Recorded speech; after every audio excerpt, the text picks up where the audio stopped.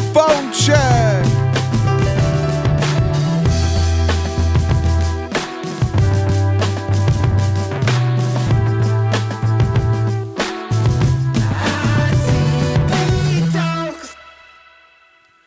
Good morning. Happy Wednesday.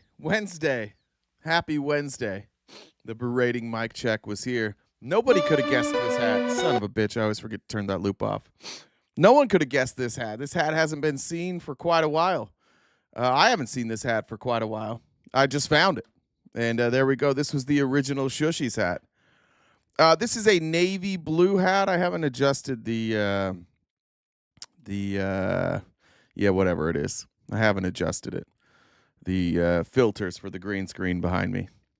So there you go. Happy Wednesday, everybody. I'm gonna get to some stuff.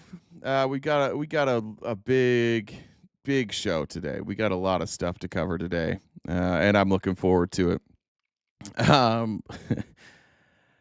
I think yesterday when we left, I had told you guys about a live that was going to happen, and the live happened for a little bit, and then the live went away.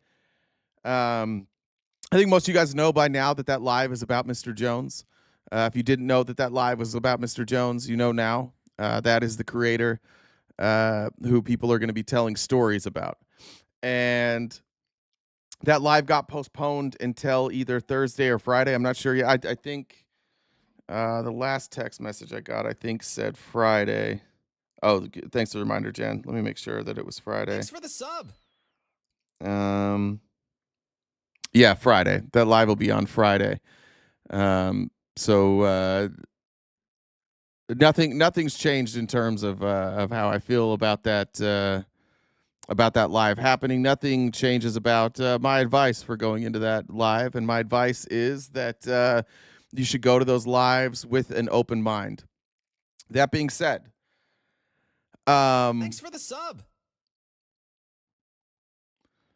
I have known about Mr. Jones' problematic behavior for a long time. If you followed me on TikTok, you may have noticed that about a year or so ago, Jones stopped coming into my live. I don't go into Jones's live. You may have noticed my absence during a lot of larger projects, fundraisers. You may have noticed that I wasn't there. You may have noticed that I was not invited to the Unfuck America tour. Although, however, I will say I have no interest in doing those types of tours. I have no interest in taking political money or PAC money, especially for a party who I don't think does a very good job. So I'm just going to be really honest, and I'm going to tell you my experience with Mr. Jones, because many of us have been quiet for a long time simply because the stories that we've been told are not our stories to tell. And I'm not going to tell anybody else's story. I'm going to tell you my story. And I'm going to tell you why I don't fuck with Mr. Jones. About a year ago, thanks for the sub. A handful of content creators on the left, many of them you don't see anymore. Many of them just stopped hosting their own lives. A handful of them came to me and told me about problematic behavior between them and Mr. Jones. And again, those are their stories, so I'm not going to share any details of those stories. Everybody's story was really similar. Everybody's story had like the same concepts, the elements of control, I don't know if love bombing, like a bunch of attention followed by a lot of empty promises. And then when accountability was asked for, accountability was not given. Then there was a fundraiser with Mr. Jones and the Umbrella Brigade. And I've spoken to the Umbrella Brigade for a long time. I was behind the scenes. I knew that live was going to happen. Some of you guys remember that live was going to happen. One of my former moderators, Crow and Arrow, was part of that. He had wound up. I think he wound up giving all the money back. He had collected money. But in that live, I saw something that made me nervous about the TikTok community and made me nervous about people's ability to speak out against Mr. Jones. I think it was clear in those lives that Mr. Jones was lying. I think it's clear that Mr. Jones has given no accountability to where that money went. The bus that was promised was not delivered. I have the DMs from Jones and Umbrella Brigade. I've seen them. It is my belief that that money went somewhere else. I don't know. There was recently a fundraiser that Mr. Jones was holding. He held that phone, and I'm going to say these names. I didn't tell him this, but I'm going to say the names because I want to make sure that people know that this phone call did happen. It was a phone call between myself, Liv, and Dontrell, and they can speak to their end of it. All I will say is that I, at first, agreed to do the fundraiser, or at least hear about the fundraiser. When I was given the details of who was going to be getting the money for the fundraiser, the details changed 3 times on the same phone call. It started off with one person who was nameless. When I asked for the name, they said, no, they don't really want their name to be out there. Okay, I understand. Then it was 2 people. Then it was 3 people. Then it was back to 2 people. And from my understanding, one person got some benefit from that fundraiser. And again, this is just this stuff I can't verify because I don't know the name. So this is just from information I've been given. One person got a ramp for a wheelchair.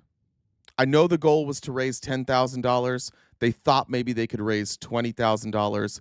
I don't know how much money was raised. I do know that there was one person allegedly who got a ramp. I don't know what happened to the other 2 people. I also know that about that time, Mr. Jones moved into a very large house, a very expensive, very large house. I know how much money people make on TikTok. I know how much money people make on YouTube. I do not know the extent of Mr. Jones' subscription base, whether it be on Substack or TikTok or on YouTube. But I can tell you that views-wise, our views are similar. On YouTube and Twitch, our views are much, much higher. And there's no chance I would be able to afford that house. No shot. And I think if you looked at our YouTubes, it would be significantly different. However, I think most of where Jones gets his money is from TikTok, from his community. So there are 3 times I know of that money was raised, 4 times. 4 times I know of that money was raised, money was not delivered. Creators are going to tell you about this. I've seen the receipts. I've seen the messages behind the scenes. And so I'm just going to say this. I will give the same warning that I gave yesterday. I think everybody should be wary of who they talk to, or not talk to, who they support online. And if somebody holds a fundraiser, you should probably ask to see where that money went. There should be some accountability and some transparency. On a personal note, I'll say this. I think Mr. Jones is a fraud, and I'm happy to have a conversation with Mr. Jones about that. I don't know how a person that is a little bit older than me has managed to have so many different careers, so many different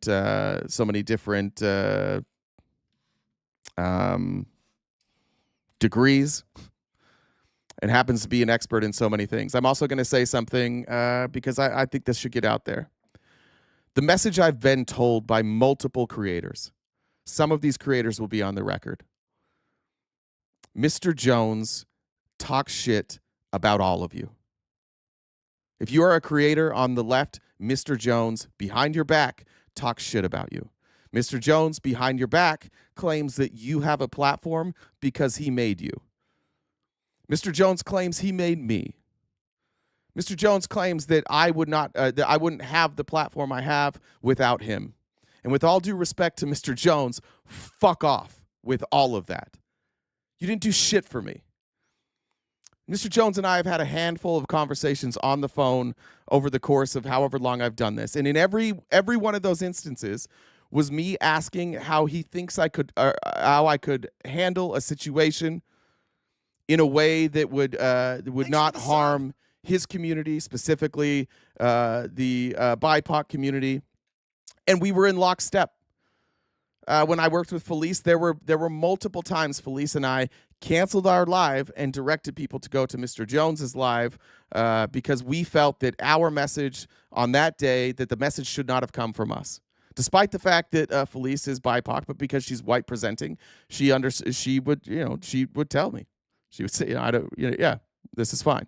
And I don't want to speak for Felice. Sorry, I probably shouldn't have done that, actually. So the extent of my relationship with Mr. Jones has always been me asking him for advice on things I didn't understand.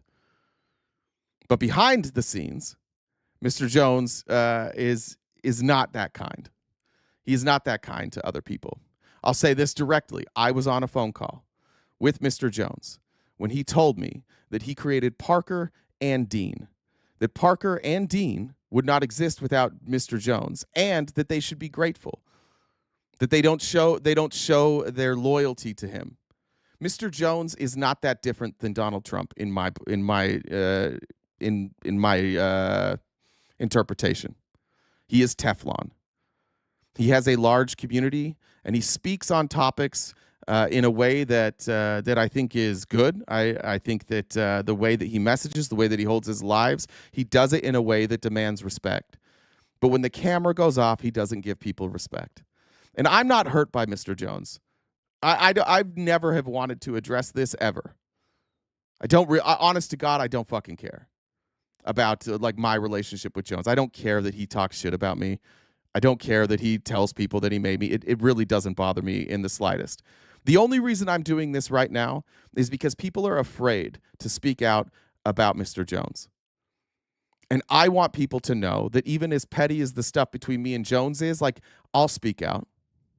I'll risk the wrath. His audience will not like me. He will be he will if somebody clips this and gets back to him, which I encourage you to do, clip it, send it to him. I don't care.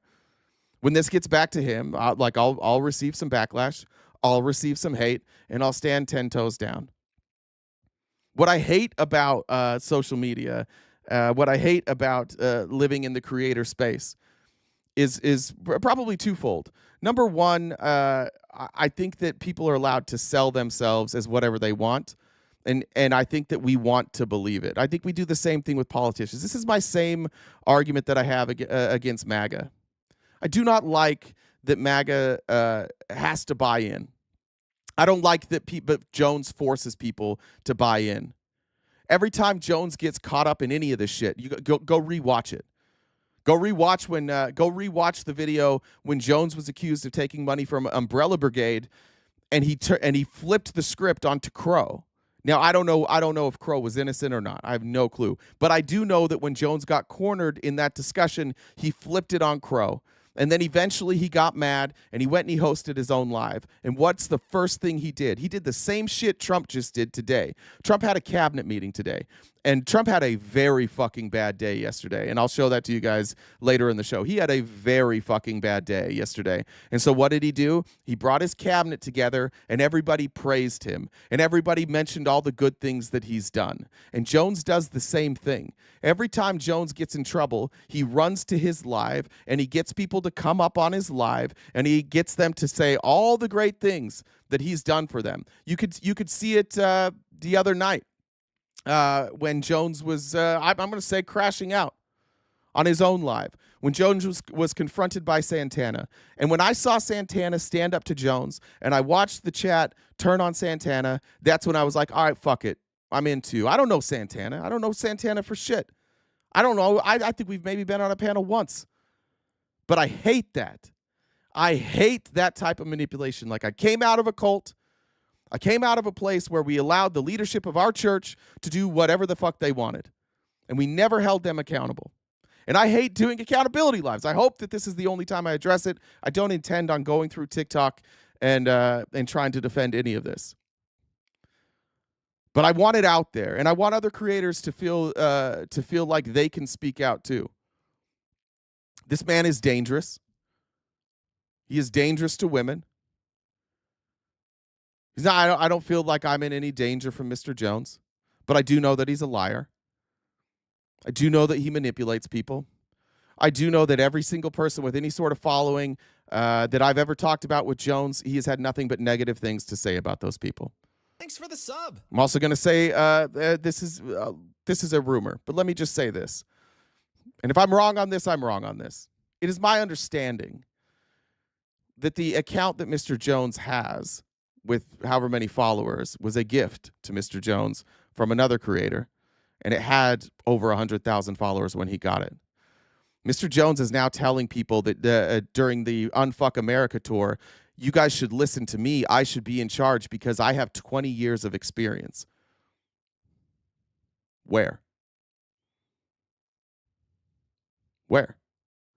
Where's this 20 years of political experience, PAC experience?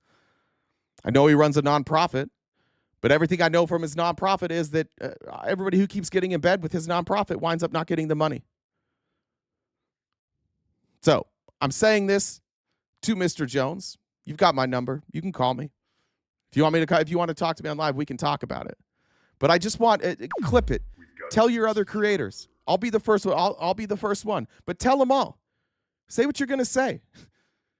Tell your real experience with Mr. Jones. Because I know behind the scenes for the last 4 days, you know how many people have defended him? 0. Nobody defends him behind the scenes. But everybody's afraid of his audience, and rightfully so.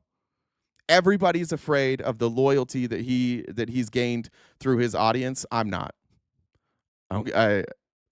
Audiences are like, and if it bothers you, you can go too. And I hope that if it ever comes down to me doing this, I hope all of you abandon me. I hope if stories get out there and there's some money missing that was supposed to go to somebody who deserved it, and I don't have a record of that money and I can't show you that money, then you should leave and you should be public about it. There is a certain amount of power that comes with having a platform. There's a certain amount of what's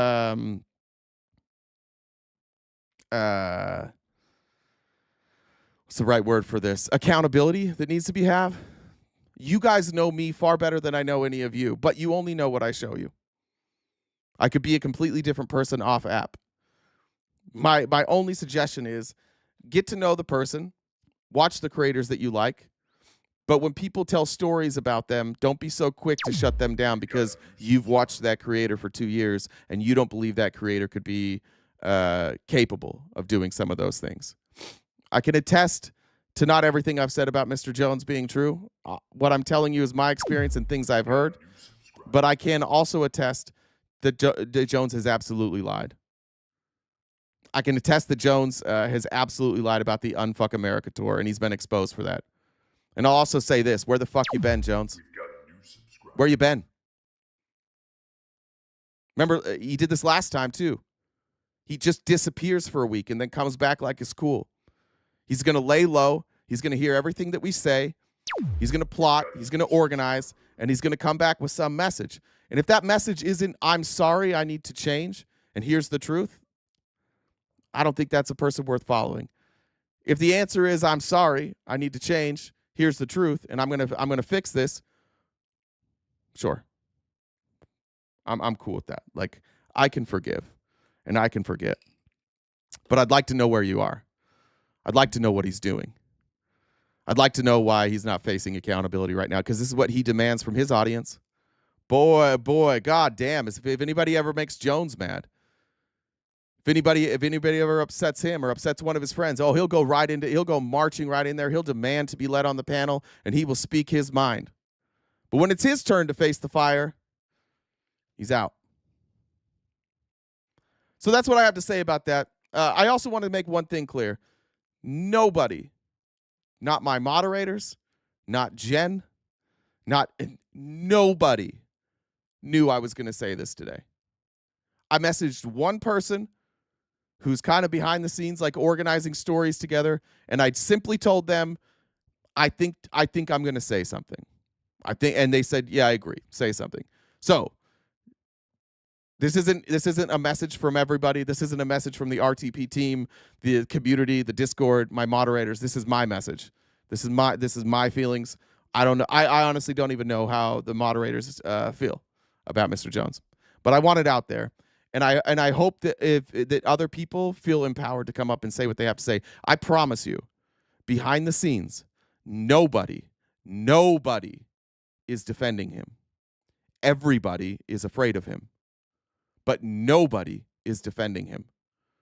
So just know, if you've got a story to tell, there's safe places you can go. If you don't want to tell the story to me, I can point you in the direction of places that I think are safe to tell your story. I can point you in directions, places where people know most of the stories, and they'll help you share your story, whether it's anonymously or not. But come forward, tell the story. And honestly, I hope Mr. Jones learns. I hope he learns from it. I hope he changes, and I hope we can move on. This split is this Unfuck America tour thing has been an absolutely unmitigated disaster, top to bottom. And I appreciate, I saw Dean spend a whole fucking day getting ripped by people. I saw Parker yesterday spend a whole day getting ripped by people 1-on-1 or 8v1. And I watched Jones sit up on a panel with a lot of friendlies and not answer any questions. And go watch that replay. He didn't answer a single one of Santana's questions. He just deflect. So I fucking hate doing this. At one point, I considered Mr. Jones a friend. At one point, I looked up to Mr. Jones. I did look up to Mr. Jones in terms of like understanding, trying to understand like marginalized communities better from a place that I had no understanding. I appreciate the time that he spent explaining things to me, and I think he gave me good advice. But I don't think that that's a person that people should trust anymore. I don't think it's a person that people should put money into, and I don't think it's a person that we should have leading any sort of movement or any sort of. We shouldn't view him as any sort of thought leader right now. I think Jones needs to go figure some shit out. And again, send it to him. Jones, you've got my number. You can call me. We can have this conversation offline. But it's time to face accountability. Anyways, I apologize for that, guys. I really did not want to do that. And now it's a weird way to move into the news, so we're going to do it. Amy Lynn said, in my 50 years, the loudest protectors are usually the predators. If they claim to be the saviors, beware. That's good advice. Megan, thank you for the super chat. Yeah, some people are telling me who that account's from. I'll say it. Yeah, I'll just say it. The account that Jones got, the reason Jones, from my understanding, had built an account. I don't know how many followers. I think somewhere between like 30 and 50,000 followers. He lost that account. Mishi gave him an account, and that account had over 100,000 followers. And Jones claims that he built that. It's not true. Let me look through, just make sure I get any other messages.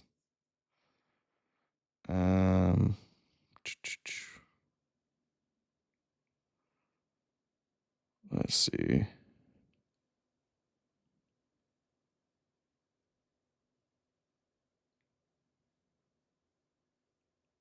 Okay, I think I got them. My DMs are open. If you guys want to talk to me, my DMs are open. I just don't. I don't want to do it necessarily in a public setting. But that's that. All right, let's jump into it. I told you guys Trump had a bad fucking day yesterday, and I don't know how to segue the fuck out of this, so we're just going to segue the fuck out. I'm going to show you this guy. This guy's name's Carnivore King. By the way, I just want to give another shout out one more time to MAGA Cult Slayer on Twitter. As somebody spends a lot of time finding a lot of great clips. They show a lot of good clips from our side, and then you get clips like this. This is when you're in a cult. This is it. Like, this guy's so close. This guy is so close to figuring out that he's the sheep, and then he's like, nah, it can't be me. I know you dipshits are just going to continue to shit on me and everybody else that voted for Donald Trump. You're welcome, by the way. The tariffs are already working, but I'm sure your algorithms are saying it's such a terrible thing. Blah, blah, blah, blah. Literally, our algorithms are showing us compilation videos of Hillary Clinton, Barack Obama, fucking Nancy Pelosi, every Democrat ever pushing for tariffs. Yeah, your algorithm's showing you whataboutism. He's so close. Well, you guys are, your algorithm's showing you what's happening in this country. Our algorithm's showing us what people said 12 years ago. So close. He was so close there. But now when Donald Trump does it, orange man bad, so they're so terrible, right? And over No. 50 countries came to the table begging for deals with Donald Trump. Everybody should be talking about... Yeah. Isn't this crazy? The amount of stuff they'll just repeat. Who? Name one country that came to Donald Trump begging for deals. Just name one. So close. About that, but no, you guys are so desperate to nitpick this administration because it's on fire that you're comparing what RFK is doing to Nazi Germany.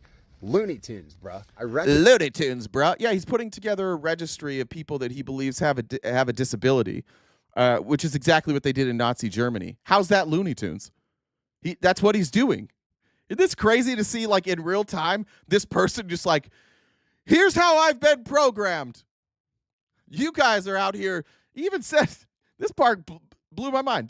Because it's on fire. Because this is administration's on fire. I don't think he means it in the way that we mean it. Yeah, it's on fire. It's absolutely on fire.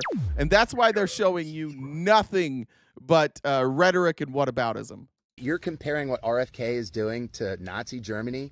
Looney Tunes, bruh. I recommend getting outside. There's a book called Addicted to Outrage. It talks about how the social media algorithms are designed to get you pissed off. And from an outsider's point of view, you look like puppets, dude. Yeah. We look like puppets, dude. That's what we look like. Billy Goat here says we look like puppets. That's cool. Straight up puppets. And it's fucking embarrassing. Yeah, that's about it. He got stuck. Listen, I know I've done this. I've done like rant videos. I don't make a lot of TikToks anymore, but I did. I've made rant videos. And I've gotten to this point where I'm like, all right, what's next? I cut that shit out, not him. He's like, this is beautiful. Straight up puppets. Puppets. And it's fucking embarrassing. Yeah, that's about it. The confidence of MAGA. Just like, you guys are programmed. Let me tell you about all the programming that I've seen in my timeline, and I'm going to tell you all about it. Sully said, I want to slide in your DMs. They're open, buddy. Slide away. All right. This was pretty cool. So once again, Canada, congratulations, Canada. Although I don't know. I feel like some of the Canadians in here are some of these lefty Canadians have gotten a bit cocky, and you guys think you did such a cool thing by getting a liberal prime minister elected. I think that you're not giving Donald Trump enough credit. This is one of those few times where I'm going to side with Donald Trump and say, you fucking lib Canadians aren't giving Donald Trump enough credit. He won this election for you. Where's the appreciation for Donald Trump when he wins an election for you? Where's the MAGA hats out there? The whole country should be in MAGA hats thanking Donald Trump for winning that election. Here they are at Tim Hortons, which is delicious. What the fuck are they eating here? Somebody tell me what kind of is this a donut? What is this? Just a plain cake donut here? What are we eating here? Woohoo! They elected an establishment lib rich guy. Yeah, that's true. They didn't really have a choice. It was like establishment rich lib guy or establishment rich conservative guy. I'm just saying that's a little plain. That's just straight regular. Sorry, I got distracted by the donut. I'm sorry. This was interesting though. The reason that Donald Trump keeps losing in these trade wars is because people keep calling his bluff. The United States has been out selling bonds forever. We've been funding our country because we don't tax appropriately, or we spend too much, or a combination of both. We just sell bonds. And that has given all of these other countries leverage over us. And hearing Carney explain how he called Trump's bluff was beautiful here. You know, Trump, you got to take him seriously, take him literally and seriously. And so when he says the thing about our sovereignty, gonna make you the 51st state, quite frankly, you're the governor. He doesn't call me that. What He the doesn't hell did call you me say that. to him? Because before all this, he was saying it's the 51st state, quite frankly, they're very weak. You're gonna call him the prime minister's the governor. And then you had a phone call with him, and he's like, the prime minister's not that bad, he's very smart, I'm looking for... What did Do you have like new Polaroids of him? I don't want to see him, but do you have them? What the hell did you say to him? I kind of want to see him if those exist. I just think it would be interesting to see what Trump's body looks like. I think there's probably some interesting shapes down there. Well, one of the things, look, he respects strength. And yeah, but what'd you say? Well, first, now some people said that we have American bonds, and that you maybe threatened to sell those off to kind of hurt the American dollar. And is there any truth in that? I couldn't possibly comment, but that's like, Yeah, they just called his bluff. This is what Japan did. They just called his bluff. They're like, all right, cool. We have leverage. You don't have leverage. We'll just call your bluff. Thank you, Renee, also for the donation there on Venmo. Appreciate it. Did I miss any? You got that there. Sorry about the visuals. Look at the trajectory before Trump got in. It was already dropping at a very fast pace. Biden's policies, then Trump adding more military. It was actually Biden's policies. I don't know about that. What was dropping at a fast pace? Not sure about that. Watching Maria Bartiromo have to announce bad news, you would have thought that somebody died here. Sounds like she's announcing. I think Aaron Rupar said it sounds like she's announcing the JFK assassination. Here's news on the economic front from Maria Bartiromo. Welcome back. We have breaking news right now. We're getting the GDP in for the first quarter, and it is a contraction, negative 0.3%. This is the first contraction since the first quarter of 2022. Markets this morning have reversed. The Dow Industrials right now down 115 points on this contraction of the GDP. First quarter GDP, first read. We've got more coming up in terms of advances, but the first read on the first quarter GDP is in fact a contraction, down 0.3% versus an estimate of up 0.3%. First contraction since first quarter 2022. Markets reversing, down at the lows of the day, down 139 right now on the Dow Industrials. The thing is like, I see the Trump people here. How do you can't explain this away. We can't blame Biden for this. We can't blame anybody for this. You can't blame COVID for this. It's the world's dumbest trade policy. That's what's doing this. The world's dumbest trade policy. Donald Trump just getting absolutely wrecked at every turn and then telling you guys he's winning. Well, the numbers are coming out. He's losing, and he's losing badly, and it's self-inflicted. The last time we had a retraction in GDP was because of COVID. What's the excuse now? What's happening in America that would cause a retraction? The only thing that has changed is Trump is president and he has the world's dumbest trade policy. That's it. That's the only thing that's changed. He's just like, I don't understand how to use tariffs, so here we go. And now we've got retraction. I think Trump's going to abandon this very quickly. I think Trump's going to shift all of his policies very soon when it comes to, he's already shifting on Russia. And it's going to be crazy because all the stuff that the MAGA folks would come in here and debate with us, everything that you guys would claim we were wrong about, we're going to be right about, and you're not going to notice that. You're just going to be like, oh, no, you guys weren't really right. Trump's actually right. When he switches to do the things that we've been asking him to do and telling you guys made more sense, you're just gonna be like, oh, no, we don't care. But every time he fucks up like this, he loses a little bit of support. Speaking of losing support, Nancy Mace needs a new campaign manager or PR specialist because she's running for governor in South Carolina. And every time she's asked a question now, she just loses her fucking mind. This is Code Pink. They're at the White House all the time. Not the White House, at Congress all the time. And they're just asking people about the genocide in Palestine. And Nancy Grace obviously isn't going to answer the question. She's just going to go straight to ad homs. Hello, Congresswoman. What do you have to say today about the starvation of children in Gaza? You're a self-hating Jew, right? Is that what you are? I was asking. Hate Jews? I am a Jew, so I'm certainly you hate not. Jews. You love Hamas. Well, I asked you what you think about the starvation of children. Domestic terrorists. You support domestic terrorism. All right, that's also silly. But on a more serious note, do you have concern about the starvation in Gaza? I love Jews. I love Israel. I know you love Jews. We all love Jews. Why do you hate yourself? Why? What about the children who are starving because Israel has not let in food for the last 2 What months. about all the Jews that have been murdered by Hamas and civilians in Gaza? You And guys so are disgusting. you're okay with the collective punishment of 2 million people? I support the Jews all around You- the world, even you. I think that's a good point. What is it? Claudiaz, YAZ, whatever it is. I think it's a good point. Like, when the president does well, everybody should be happy. And when they don't, everybody should criticize. This "I told you" stuff, "I told you so" stuff is gross. I'm not saying I told you so. I'm predicting things in advance so that when you do it, we can point it out. We can point out in advance, and the behavior is so predictable that now I'm saying it beforehand because I want to be on the record. And I think that's helpful. Honestly, I think it's helpful if somebody can look back and be like, here's how they'll react. And then you react in that way. Maybe you'll start thinking about, why did I react this way? Why am I reacting this way? Why didn't I trust them the first time? When they first said it and they showed data, why didn't I trust them? How come I had to wait until Trump said it for me to be cool with it? That's the point of that. I don't care about "I told you so" either.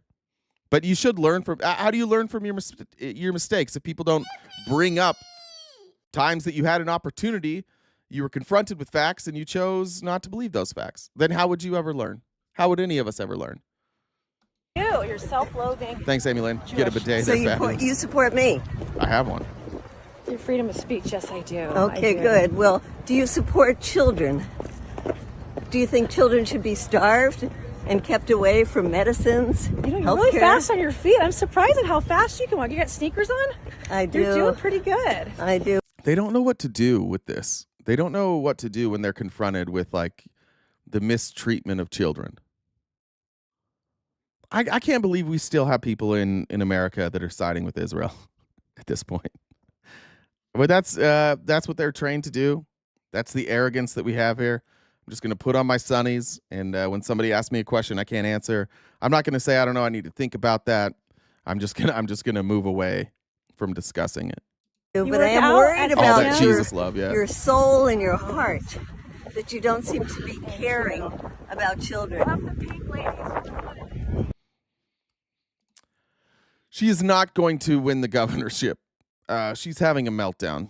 And I think people should probably keep putting microphones in front of her because she would be a horrific governor. Let's see here. It just made me laugh. Zuckerberg went on Theo Vaughn's podcast. There's nothing. There's nothing important here. But somebody's got to teach Zuckerberg how to be a human because this is. I'm gonna let this whole clip play. I'm not gonna add any commentary until the end because I want you to sit here with the uncomfortableness that is Mark Zuckerberg. You drink coffee, man, or no? Nah. Really? Yeah. I mean, you've had it. I have. Sometimes on vacation, I'll drink it recreationally. It's like every once in a while. Just like a celebration. Yeah, no. It's Really? Yeah, no. I just like hate anything that messes with like I don't like any kind of chemicals or anything like that.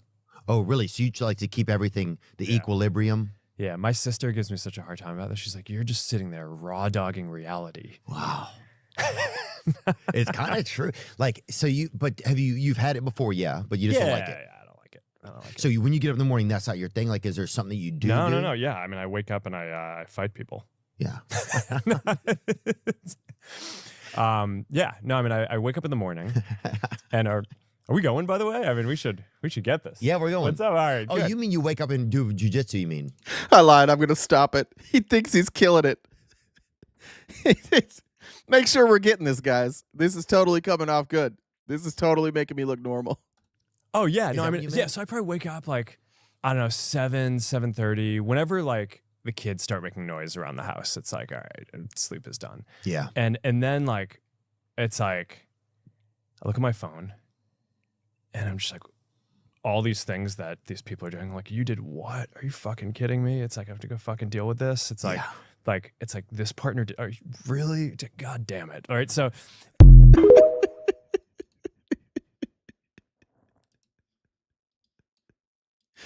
They're weird.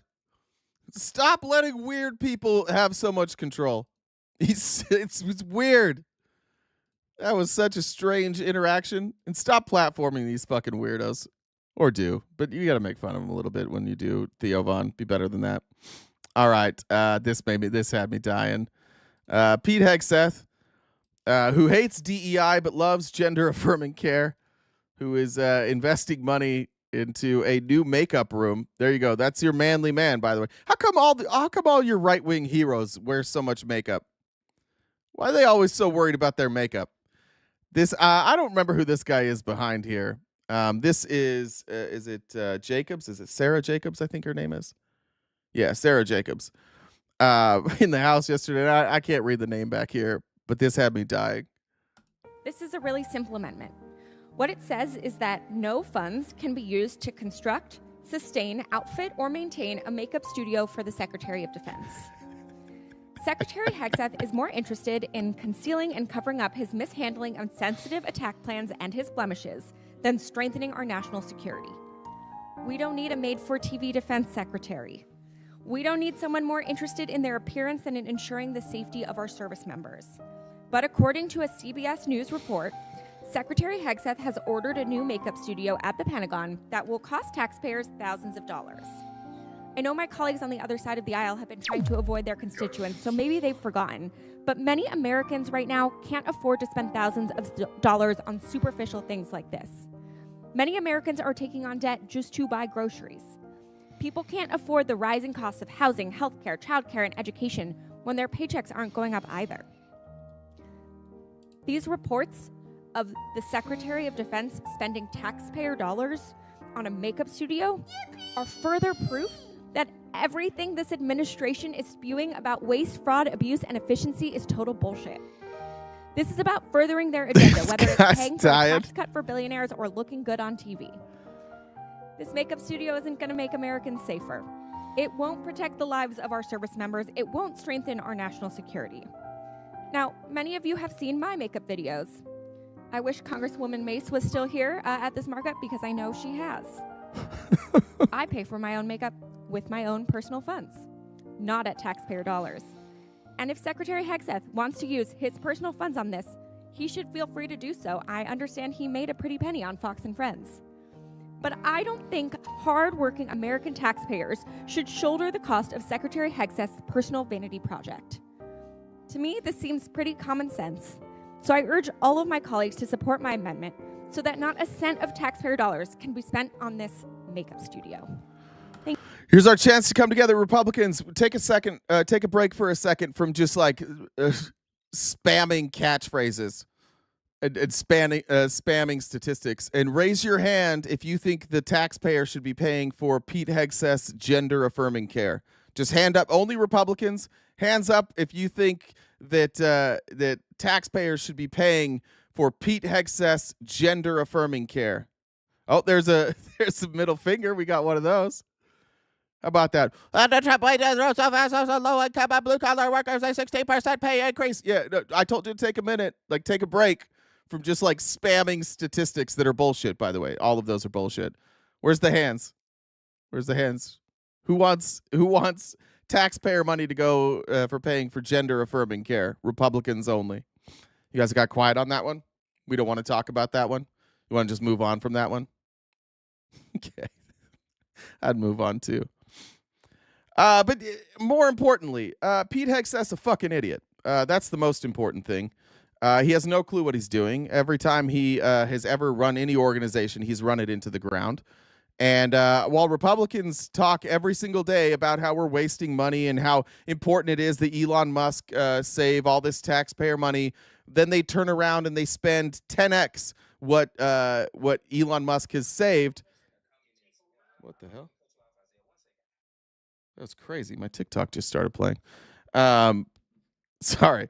What was I saying? Oh, I was saying, yeah, now we're increasing the budget. We cut and then we increase it. This is I think Garamendi or Mr. Courtney. I don't know which one it is. This is, I believe, who was laughing before, but listen to him now eviscerate Pete Hegseth. Have we lost our minds? Have we forgotten about what we're supposed to do as to make rational choices for the benefit of American people? $150 billion out of the mouths of children who are. This is a real situation in which we are to make choices.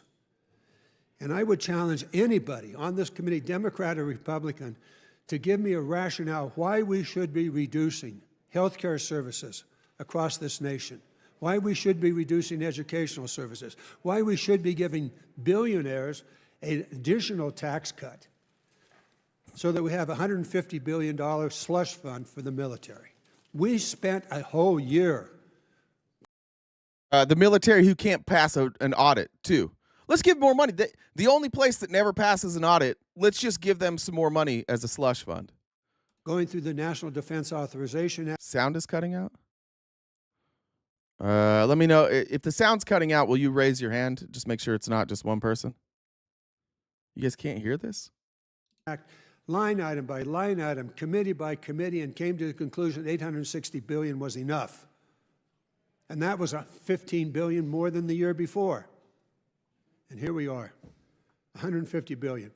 I asked for support of this. Eliminate. Let me switch. Let me do this. Let me switch. Sometimes I got to switch off my VPN. Give me 1 second.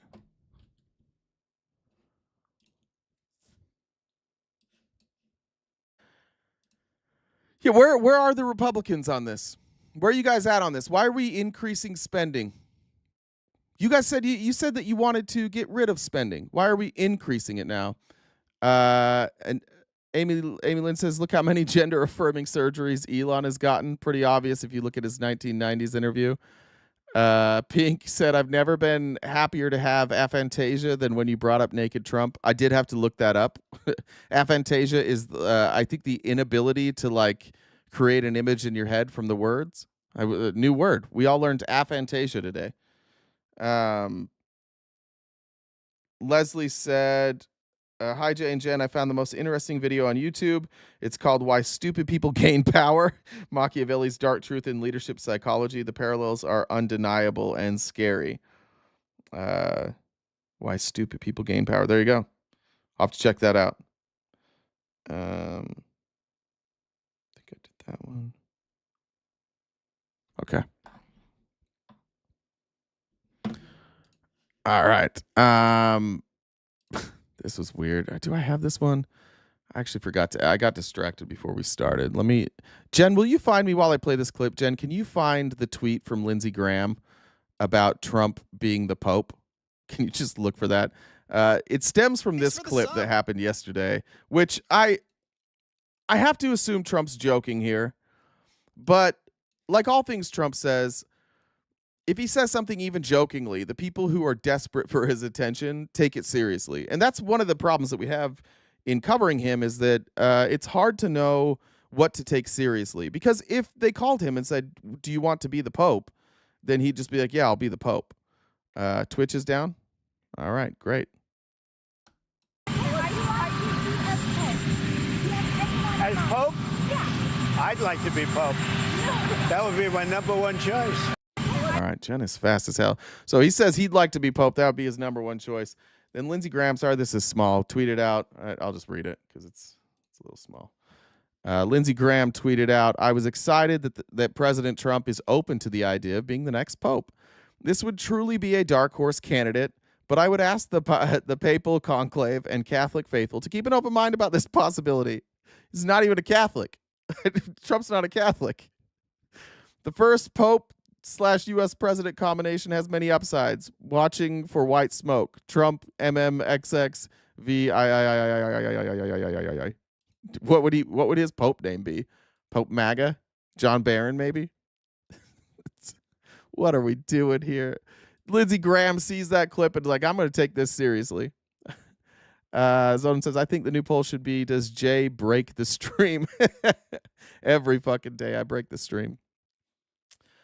Here's an example of what I was talking about, where now Trump is reversing course, and I've got questions for MAGA, and I think that the honest MAGA will be honest about this, that you were wrong. and the dishonest MAGA will just lie. Here is Clark Kellogg, who is Trump's special envoy to Ukraine, talking about the reality of the Ukraine-Russia war. Now, for months now, we've been hearing Republicans repeating Russian propaganda because their favorite content creators are paid by Russia to promote Russian propaganda. And you guys have been saying for months that Russia's winning the war, that Ukraine can't win, that Russia has all the leverage. And then Volodymyr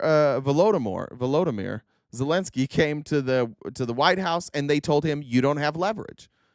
Everybody keeps telling Ukraine that they don't have leverage and that they're not winning this war until now. And now here we have Clark Kellogg, special envoy to Ukraine, saying, I think Ukraine might be winning this war. All right, we've got some mixed messaging coming out of Russia on Ukraine. Yesterday, Russian President Putin declared a 3-day ceasefire that would start next week and said it was ready for peace talks. But then his foreign minister said Russia was still holding out for total victory over Ukraine. President Trump's special envoy to Ukraine, retired General Keith Kellogg. bro, at the Russia in the chat. Cue it. Get it all out. Get it all out, guys. Hit us with the Russia. Isn't it Volodymyr? Isn't that how you say his name? Zelensky? Yeah, Volodymyr. Yeah, I think it's pronounced Volodymyr. Volodymyr. But it sounds like Voldemort. All right, here's not Clark Kellogg. Kellogg joins us now. What are we to believe here? Dana, thanks for having me. Look, I think Lavrov is way off. We're in a pretty good position when it comes to the Ukrainians right now, and I think President Trump in his first 100 days has accomplished more than the previous administration did in 1,200 days. And not which is great. What do you accomplish? See, they have to do this. This is part of like being part of the Trump administration. You come on, you gargle his balls, and then you can go on with like telling the truth. What's he done? Funding. We're still funding them. We were funding them before. There's no peace agreement. That was supposed to be done on day one. What has he done? He tweeted. He tweeted at Putin. I guess, yeah, I don't know. I don't think Joe Biden ever tweeted at Putin. So I guess he's right. He's right. We've sent more tweets directed at Putin from our president than the last presidency. I guess that's fair. Not just the Biden administration. I'm talking about all world leaders. I don't care if you talk about the former Chancellor of Germany, Merkel, or you talk about French President Macron. President Trump has it right. Look, we were in London last week, Dana, and we came up with what we call a term sheet. We came up with 22 very specific actions that, after very candid and frank and hard discussions with the Ukrainians, we think we're in a very, very good position. They didn't like them all, but nobody... He said, stop, honey. Vladdy, Daddy, please stop. Please don't. I don't like that. You're going to like the final position that you come up with. That's normal when you have any negotiations. But I think we're in a pretty good shape with them. And a 3-day ceasefire is absurd. What the president wants is a permanent, comprehensive... Text stop to end war. Dear Vladdy Daddy, please stop the booms.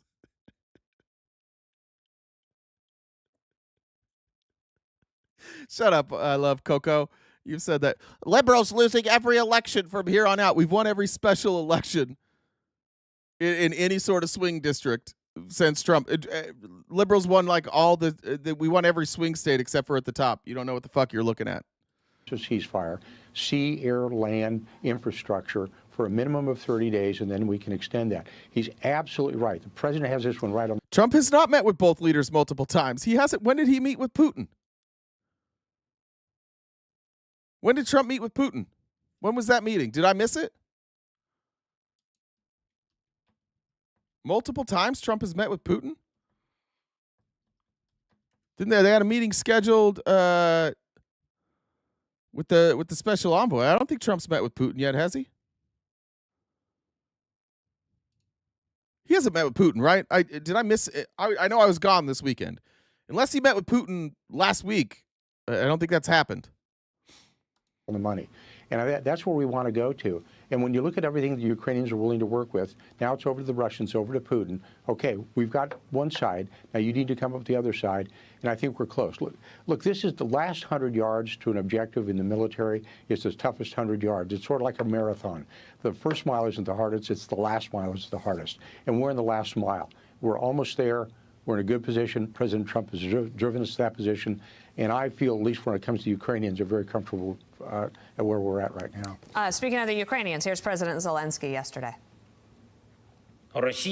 Russia has consistently rejected everything and continues to manipulate the world, trying to deceive the United States. Now, yet again, another attempt at manipulation.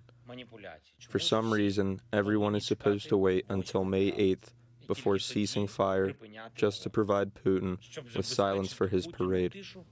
It sounds like President Trump and Zelensky are on the same page on that front, given your first on that answer. Yeah.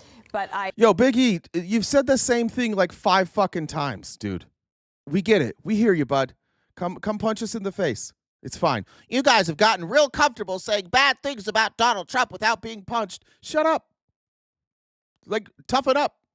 You guys have gotten real comfortable gargling Trump's nuts and then being upset when people talk about how fucking dumb he is. How about you just learn to make a better argument instead of like, you guys need to be punched. You don't love Dear Leader? Shut up. Shut up. But, dude, every one of you motherfuckers, you don't have to write the same jokes 5 times. We see them. You're just not that funny because we've seen them every single day. You guys all say the same shit every single day. If you roast me and it's funny, please do. Like, just be funnier.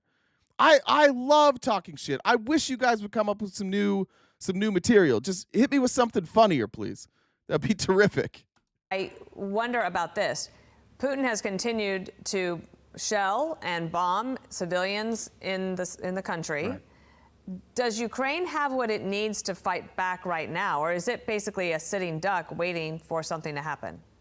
No, look, Dana, Russia's not winning this war. Russia has not made any major advances in the last year and a half. They haven't taken the city of Kyiv, the capital. They haven't pushed to the west of the Dnieper River, which is a major obstacle. They haven't taken Odessa. They've lost hundreds of thousands of soldiers, and they haven't really moved anything. It moves by meters, not by miles. And the Ukrainians are fighting on their own soil. They're fighting hard. So when Russia says they're winning, no, they're not. If they are winning, they've already won this war after 3 years, and now we're into our 4th year. So I think they need to sit back and realize it. I think the Ukrainians are in a good position.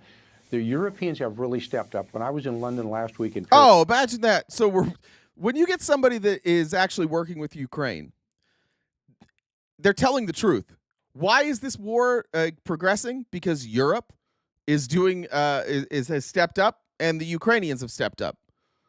But you all told us, like Trump told us, this was an unwinnable war.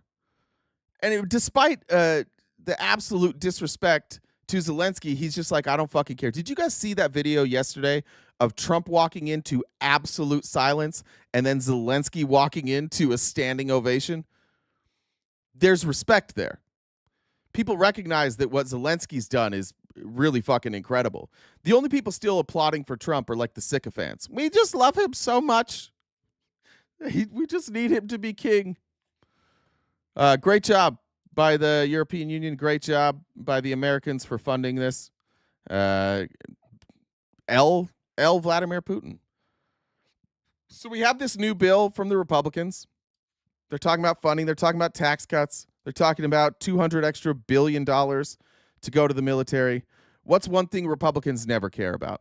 Feeding children. Taking care of children. There's never anything in any of these bills about like taking care of children. And watch, here comes the response from the right. Now we're going to have a bunch of people talking about men and women's sports. That's going to be your response. That's the only thing you guys can talk about when it comes to protecting children. You're going to get real transphobic here.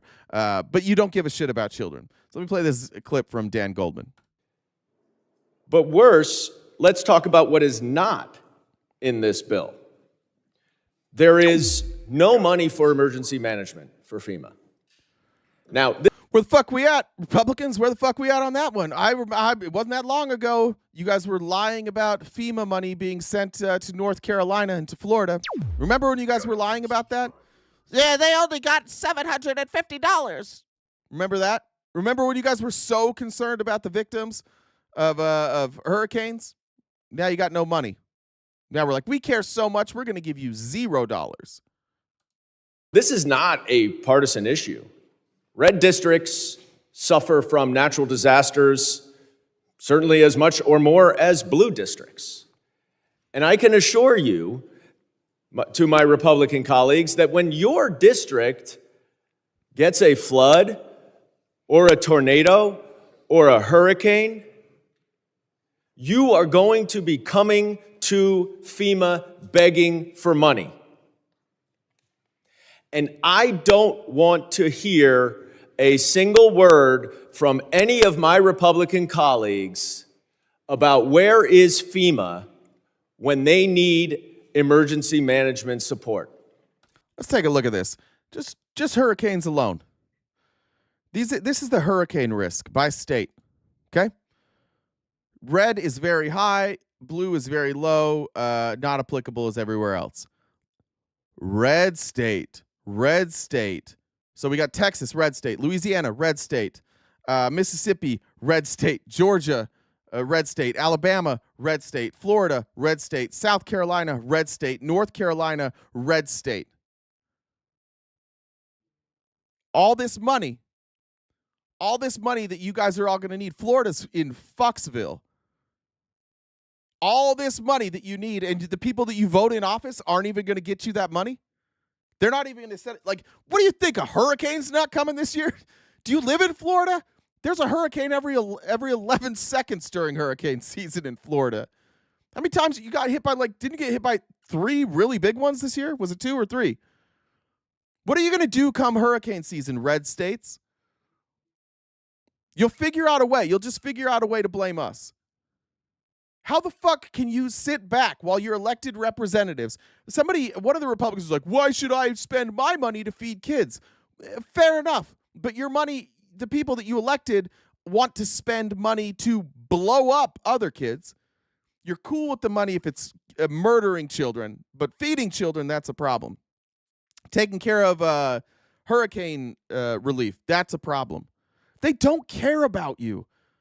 And yeah, I don't think the Democrats care about you that much either. I'm not asking you to join the Democratic Party. I'm asking you to vote for Republicans who will take care of you, who have your best interests at heart. Don't vote for us. I don't give a shit. But why are you guys on the phone right now? Those of you that live in these red areas, are you guys on the phone with your representatives going, hey, what the fuck?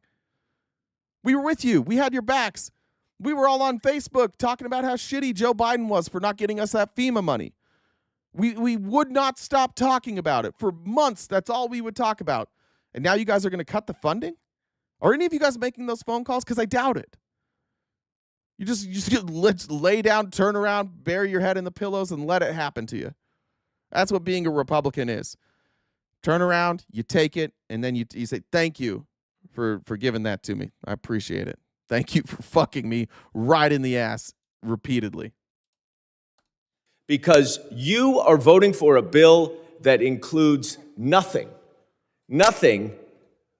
for money that you will need, and you will need it. You are being short-sighted. But do not worry, there is money for FEMA. There is money for FEMA. $300 billion. You know what that's for? For Donald Trump to play golf. $300 million to reimburse local law enforcement. Tyree, let me help you out with something. I appreciate your homophobia. If I was getting pegged by other dudes, I would just be getting fucked by other dudes, right? Because pegged who wants to explain it to him? Pegged is the thing that your mom does to your dad on anniversaries. That's what being pegged is. I'm not gay, but if I was, I think there's a couple. I've had some offers. I think some of them are in the chat. I think they'd be more than happy. But I don't think we would call it a pegging. I think it would just be a good old-fashioned fucking. So, good try on the homophobia there, but we got to get our terminology correct. If you're going to, and here I am helping you guys again. I'm helping you insult me. You're so bad at it that I have to help you through this. I want you guys to be funnier. So, a little better next time. Thank you. For presidential protection related to activities by the president. $300 million. Thanks, Sully. Donald Trump has played golf 24 out of his first 99 days. That is a quarter of the days. So you are funding a bill that does not give any money for natural disasters? Nope. And that's red districts too. But we are going to make sure Donald Trump can play golf, because that's where our $300 million of FEMA money should go to. Yeah. It's a disgrace. Good idea. We got to get that guy on the golf course more. He's too stressed out. Brian says Floridians love socialism during hurricane season. You know who really loves socialism is the leaders of Florida. I was talking to one of my Republican friends the other day, and we were talking about, they said, you know who I really liked was Rick Scott. They didn't know Rick Scott did like $1 billion Medicare fraud. And they don't know, most Republicans here don't know that Ron DeSantis is stealing from Medicare right now. They're just funneling that money to his wife's super PACs. The one thing Republicans love more than anything is fraud. They love socialism because they get to steal it. It comes through their state, and then they get to steal it. They love that. It's one of their favorite things in the whole wide world. Let's see. I wanted to show this too. This is Representative Neguse. I don't know. I think it's Neguse. He had on the Trump's EPA administrator, and I'm showing this for one reason. Nobody in the Trump administration seems to know what's going on. And it's mostly because they keep hiring people to do jobs that have no expertise in that job. This guy's name is, what's his last name? Joyce. Let's call him Gary Joyce. I can't remember what his first name is. Oil. He comes from big oil. So naturally we have him making decisions about clean water and clean air. Because every time a Republican gets in office, they put somebody from oil in charge of the EPA. And just look how little he knows about the EPA. What works in the holiday in Hollywood doesn't work in Hollidaysburg, Pennsylvania. I hear and I see you're reading from there. I get it. I'm not. These aren't gotcha questions. So I think you answered it. I think your point, what you're saying, is that you don't believe that the Biden administration, the EPA under the Biden administration, had the authority to grant the waivers that it did to these states. I do not. Okay. Do you believe that the Trump administration has the authority? I just realized this audio is only coming out my left headset. So if you are listening and there's no audio, either like maybe go speaker or put in a different headphone. It's only coming out the left side for me. To grant waivers to polluters. I do not believe that the Trump administration is granting waivers to You don't? polluters. I do not. Are you familiar with this new announcement? I'll read you this article. This is just from 2 weeks ago.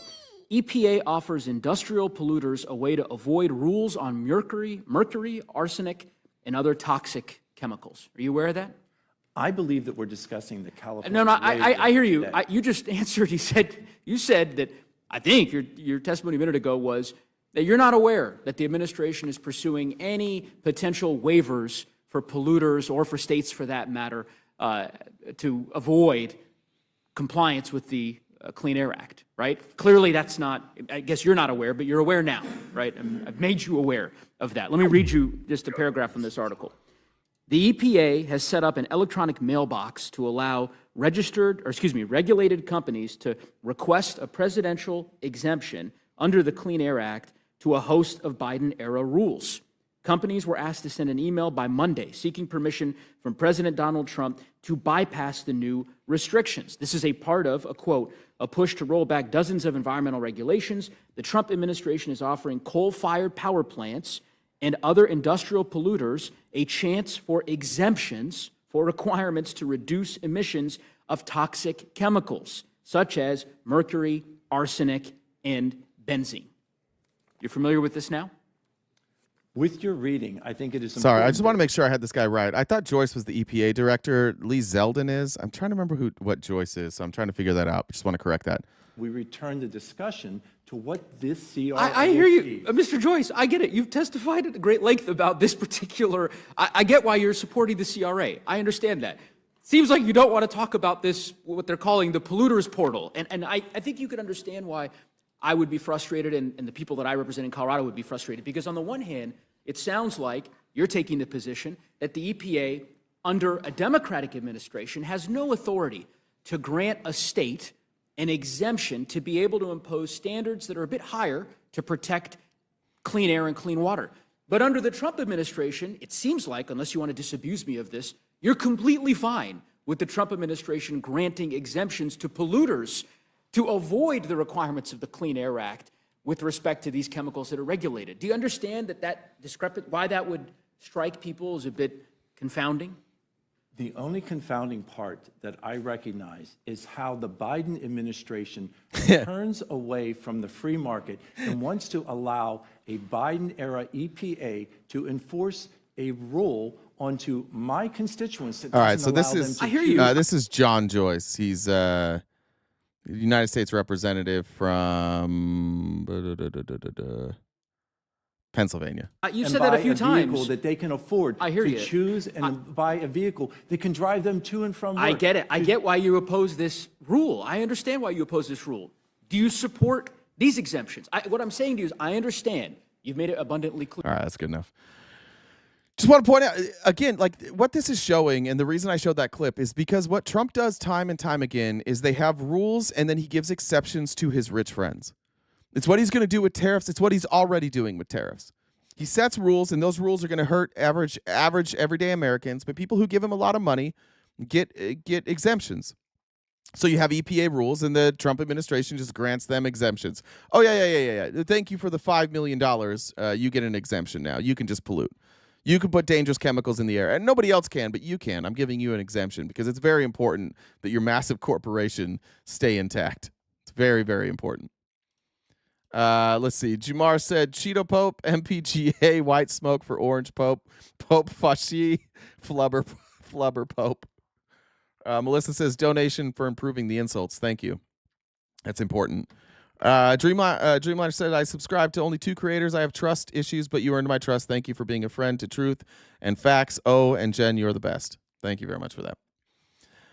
All right. We got a real fucking problem here with our airplanes. There's 2 problems. One of the problems has nothing to do with Donald Trump or our federal government, with the exception of not having high enough standards. But this goes across the Obama administration, the first Trump administration, the Biden administration, and this Trump administration.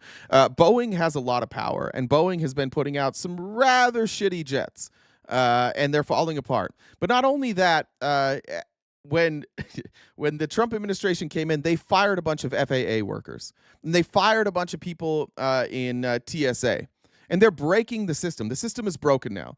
This is out of, I believe, New Jersey. A news report from ABC, I believe, out of New Jersey. Here's what the airports are saying now. Stefan.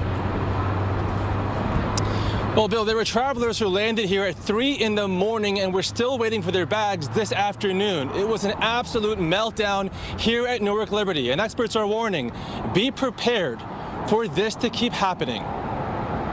Newark Liberty International Airport yesterday and this morning was where dreams were crushed, hopes were dashed, and chaos thrived. It was just madness here.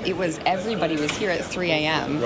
On Monday morning, and we're like, what is going on? Spent, I don't know, about 12 hours just into the plane waiting for actually nothing. An equipment outage at one of the nation's busiest airports, combined with a severe staffing shortage of air traffic controllers, canceled or delayed more than a third of flights here. I guess this is a serious issue because I have one more arrival, and now I have nobody else coming inbound. These 3 flights from California made it a third of the way across the country before turning back around. Dozens of other flights were diverted to alternate airports. Ross Parker's flight from Fort Lauderdale to Newark was diverted to Harrisburg overnight. Sat on the runway for 2.5 hours.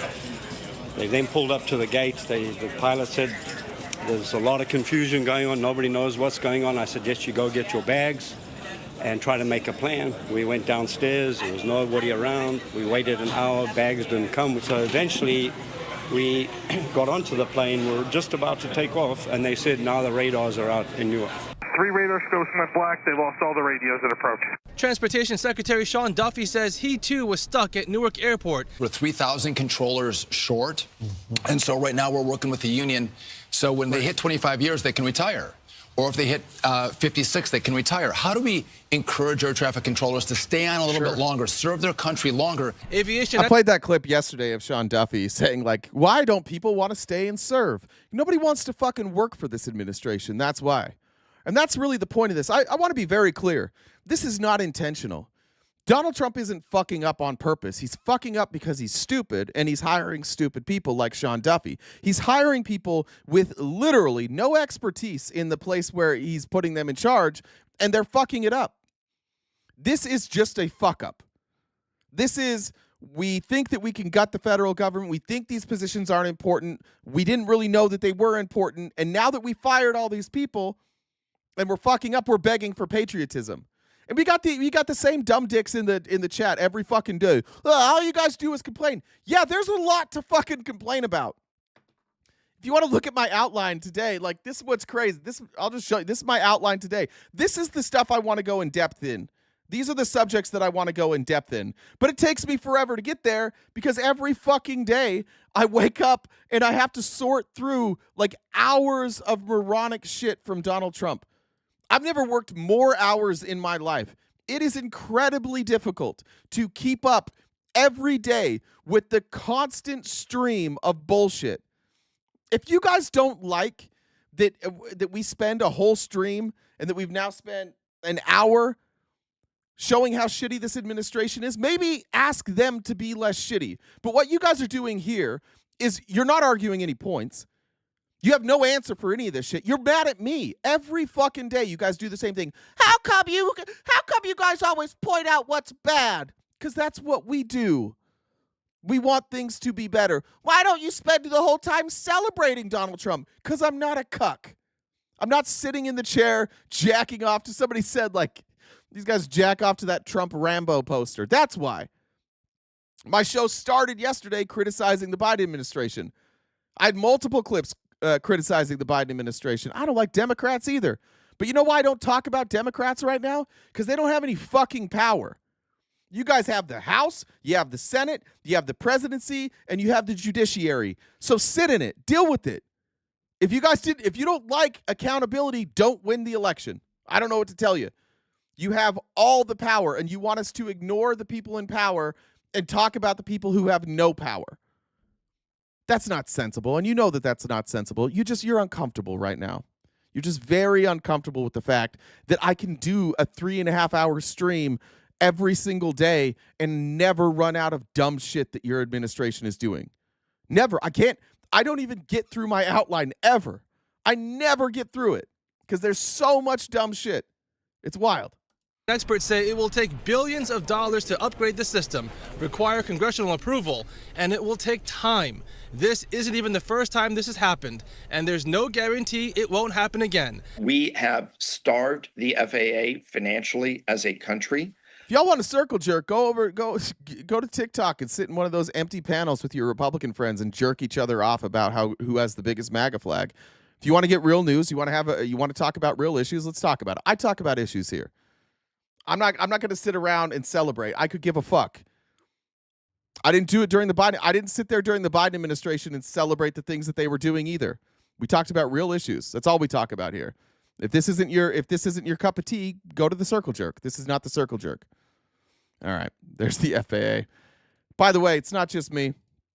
Here's Rand Paul, one of the most conservative members in Congress.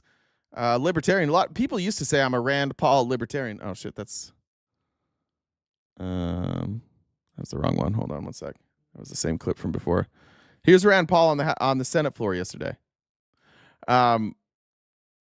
Republicans love to talk about the budget. You guys love talking about waste, fraud, and abuse. You love talking about the debt. And every time you get in office, you explode the debt. I don't know if you guys know this. Do you know, Republicans, that you spend more than Democrats? Do you know that the deficit goes up more under Republicans than Democrats? Do you know that? Are you aware of that? You should look into that. And then the question I would just have you ask yourself is, how come the party who talks the most about the deficit raises the deficit more than the other party? How does that work out? How can you be both the party who cares about this and the party who makes it worse every fucking time? And that's basically what Rand Paul is saying here. Like, we are the biggest bunch of hypocrites. I'm concerned that there's so much enthusiasm. Sorry, real quick. Amy Lynn said most maggots can't afford to fly anyways. That's not nice. Annette says, much respect to you for you, young man. Join the dollar train. Thank you, Annette. I appreciate that. Among conservatives and Republicans for cutting waste and cutting fraud. But I'll tell you what worries me. What worries me is that so many things in Washington are smoke and mirrors. On the one hand, it appears as if all of this great savings is happening. But on the other hand, the resolution before us will increase the debt by $5 trillion. So which is it? Fuck you, Last Cranberry. Fuck you. Are we cutting spending or are we expanding the debt?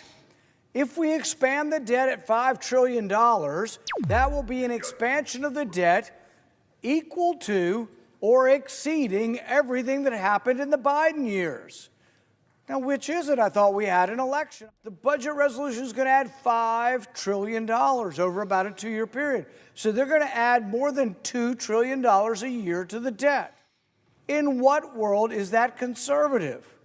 They say there is a difference between the parties, and yet when you look at the numbers, when you look at the fact that this budget resolution is going to borrow $5 trillion, you scratch your head and say, what's up here? Somebody not really being honest with us. They're going to borrow $5 trillion. And yet they'll say, well, the spending is coming down, and we've put these numbers in the budget that will reduce spending. If so, why are we borrowing $5 trillion? Remember, we played Thomas Massey yesterday. Thomas Massey's like, they keep telling us they're bringing spending down, but they're not.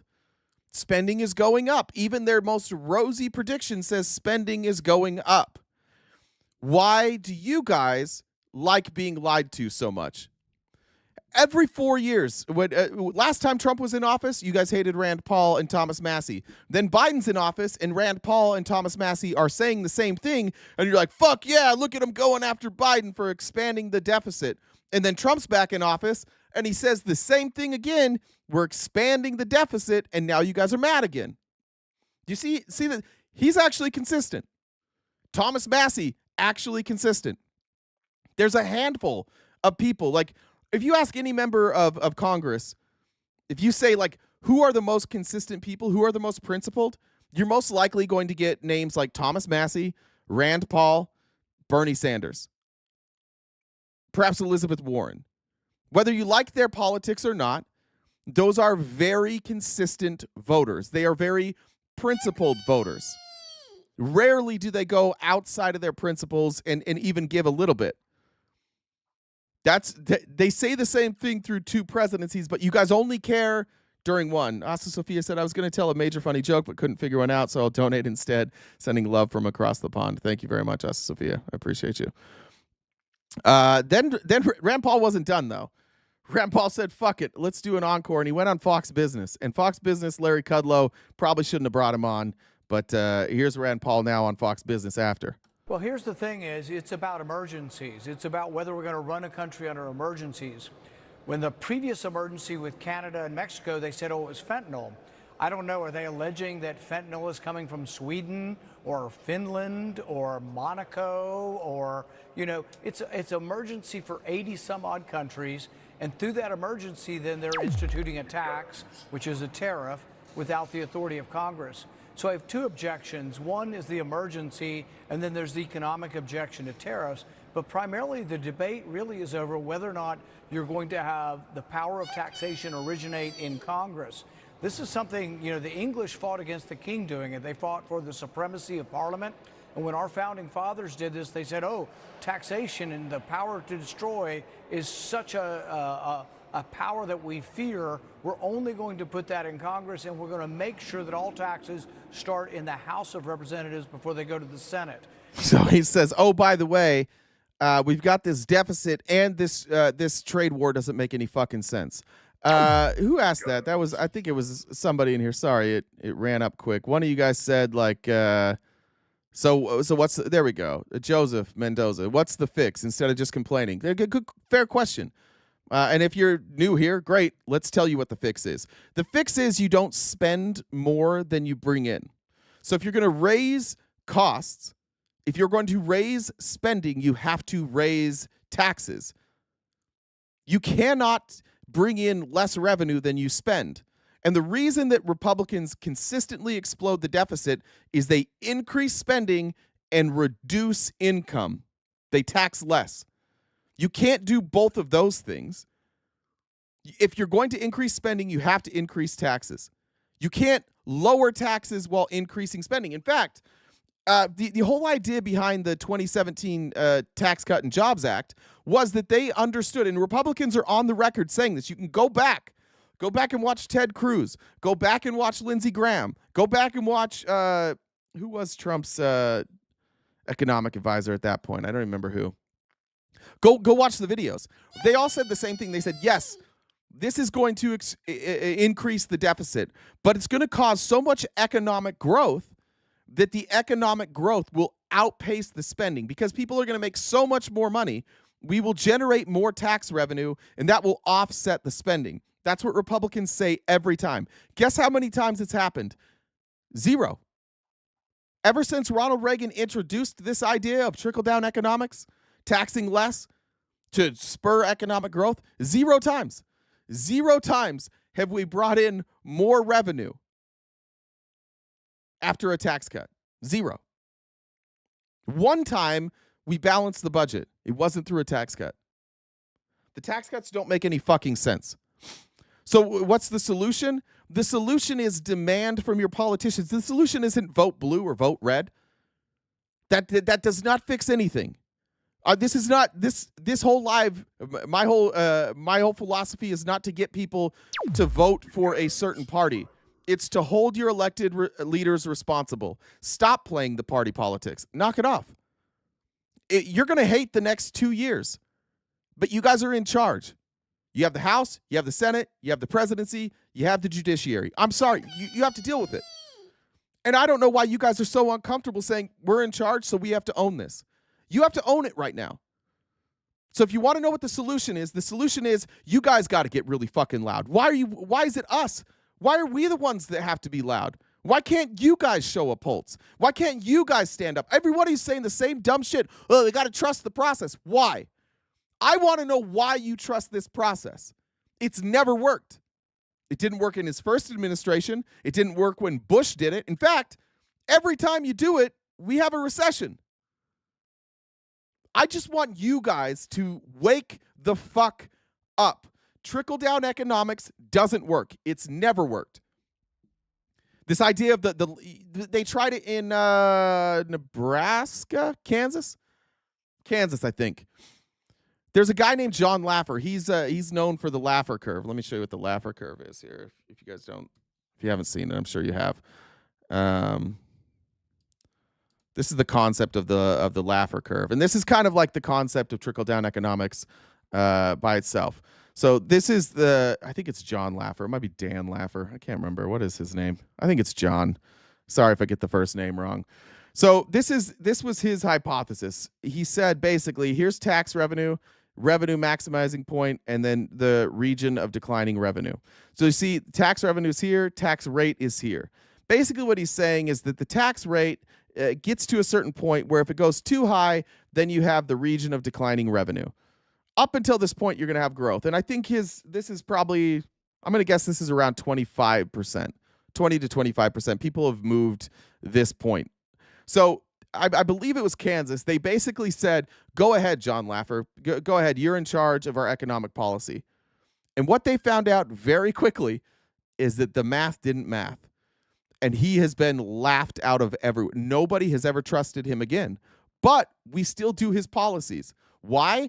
Because if you tell Americans you're going to raise their taxes, they freak the fuck out. So politicians don't want to give bad news, so they're never going to tell you that they're raising your taxes. They just can't say it. So Republicans are in this untenable position where they love spending money, and they have to spend money to get their social agenda implemented, but they can't raise taxes to pay for it.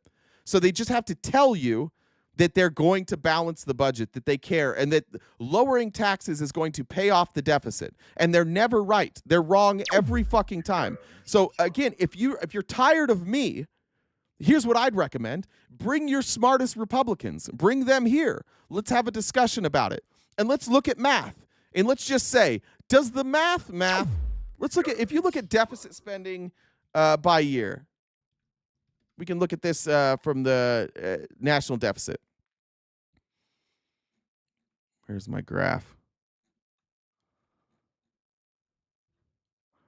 Here's 2000. Let's look here. We have, this is 2009. That's Obama's first year.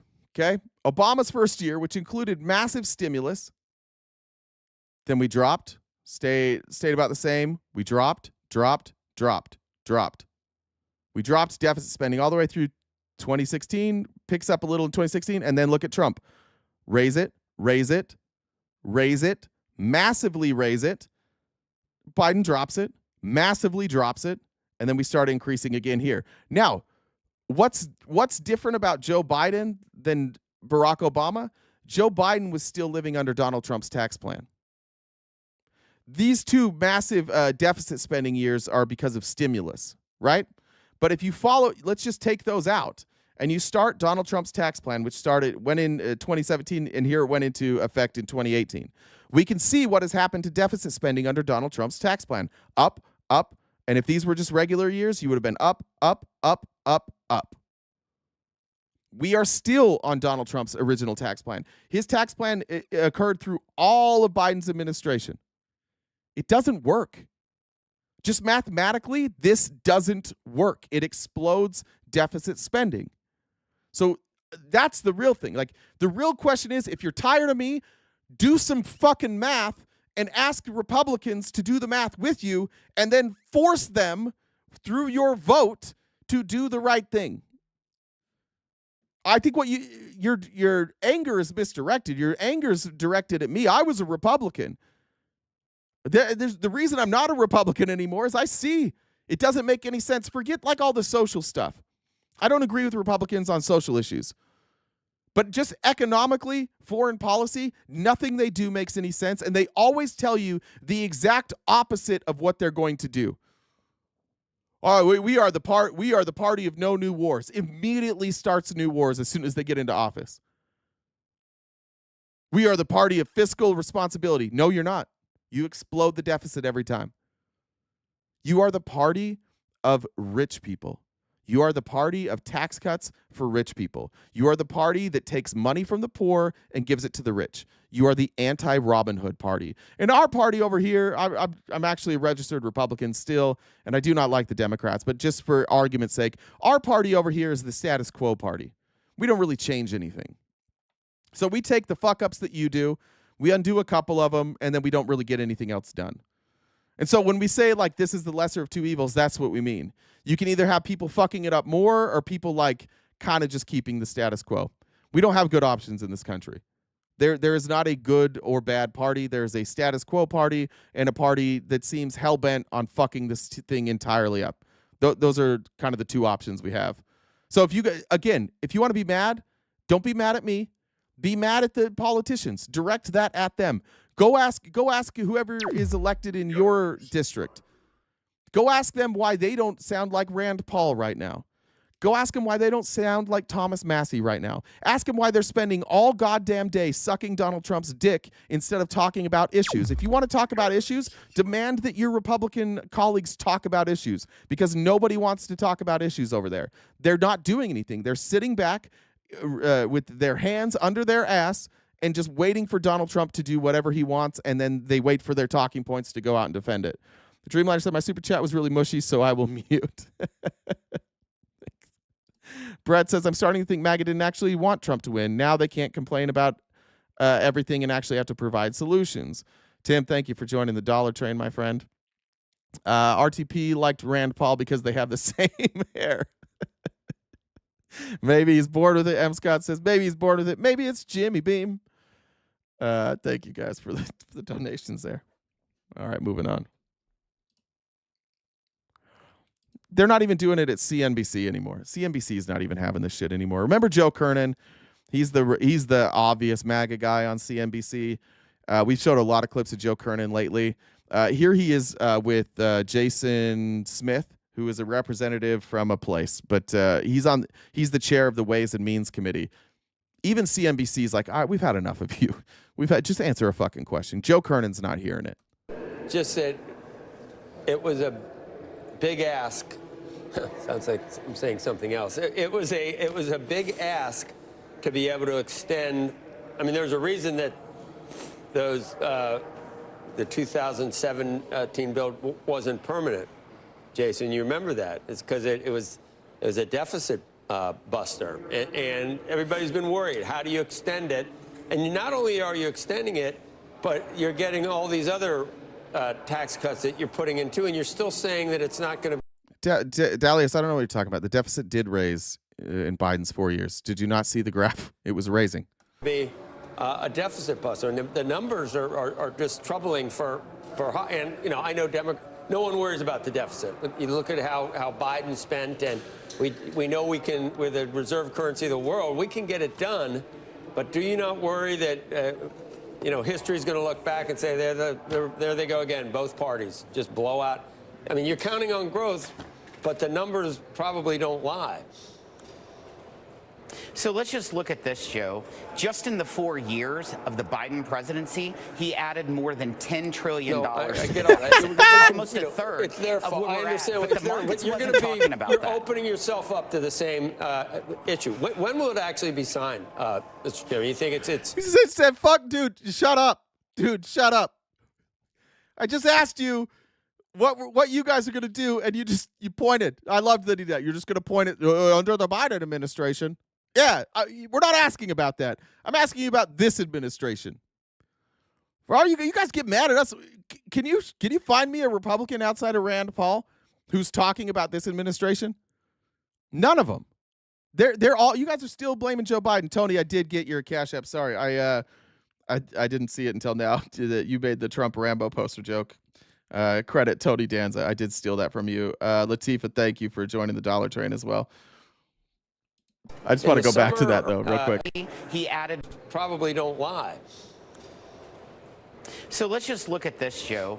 Just in the 4 years of the Biden presidency, he added more than $10 trillion to the deficit. That's almost a third. It's their fault. I understand But the markets wasn't talking about you're that. opening yourself up to the same issue. When will it actually be signed, Mr. Chairman? You think it's in the summer or all the way out into the fall? You know, I don't have a crystal ball, but what my goal as the chief tax writer is to have it delivered for the American people by July 4th. I think that that's very doable. There we go. So July 4th, guys, that's when it's coming. They're going to start taking this seriously July 4th. One more clip before we get to the meat, and then Jen, if you want to do announcements after this clip. I just want to show this. I'm not like a big fan of Destiny, if we're being honest. He's problematic in his own way, but he is smart, and he absolutely. This is Sebastian Gorka. He's one of Trump's senior advisors, and I thought the Destiny laid this out perfectly. So I'm going to show it before we get into the meat of the show today. Absolutely bodied by Destiny here.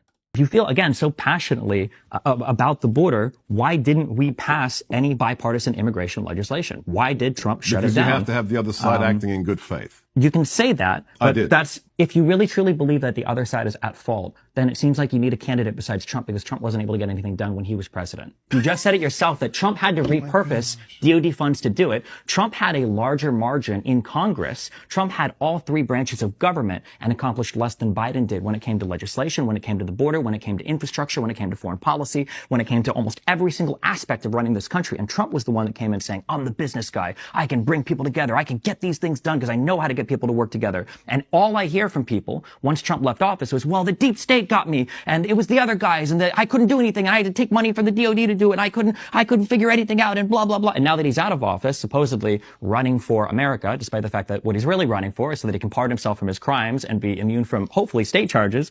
If you feel, again, so. Yeah, that's the point. Like, you can't have it both ways. You can't be like, he's so great, he'll bring everybody together. He's this incredible negotiator. And then also be like, nobody will negotiate with him. Then maybe you're not a good negotiator. Maybe you're not a good leader. I think sometimes we forget that the president's job is to keep things going. The president's job is to represent all of us. The president's job is not to be divisive. That's the president's job. The president's job is not to legislate. That's the legislative branch. But it's a good point. But by the way, anybody who's saying Destiny's not smart, get fucked. Like, there's smart people on the right or left. We got to stop pretending that people are smart or dumb based on if they agree with our views. Destiny's intelligent. It's crazy to say otherwise. Absolutely batshit crazy to say otherwise. Honestly, he's a smart guy. That's a crazy thing to say.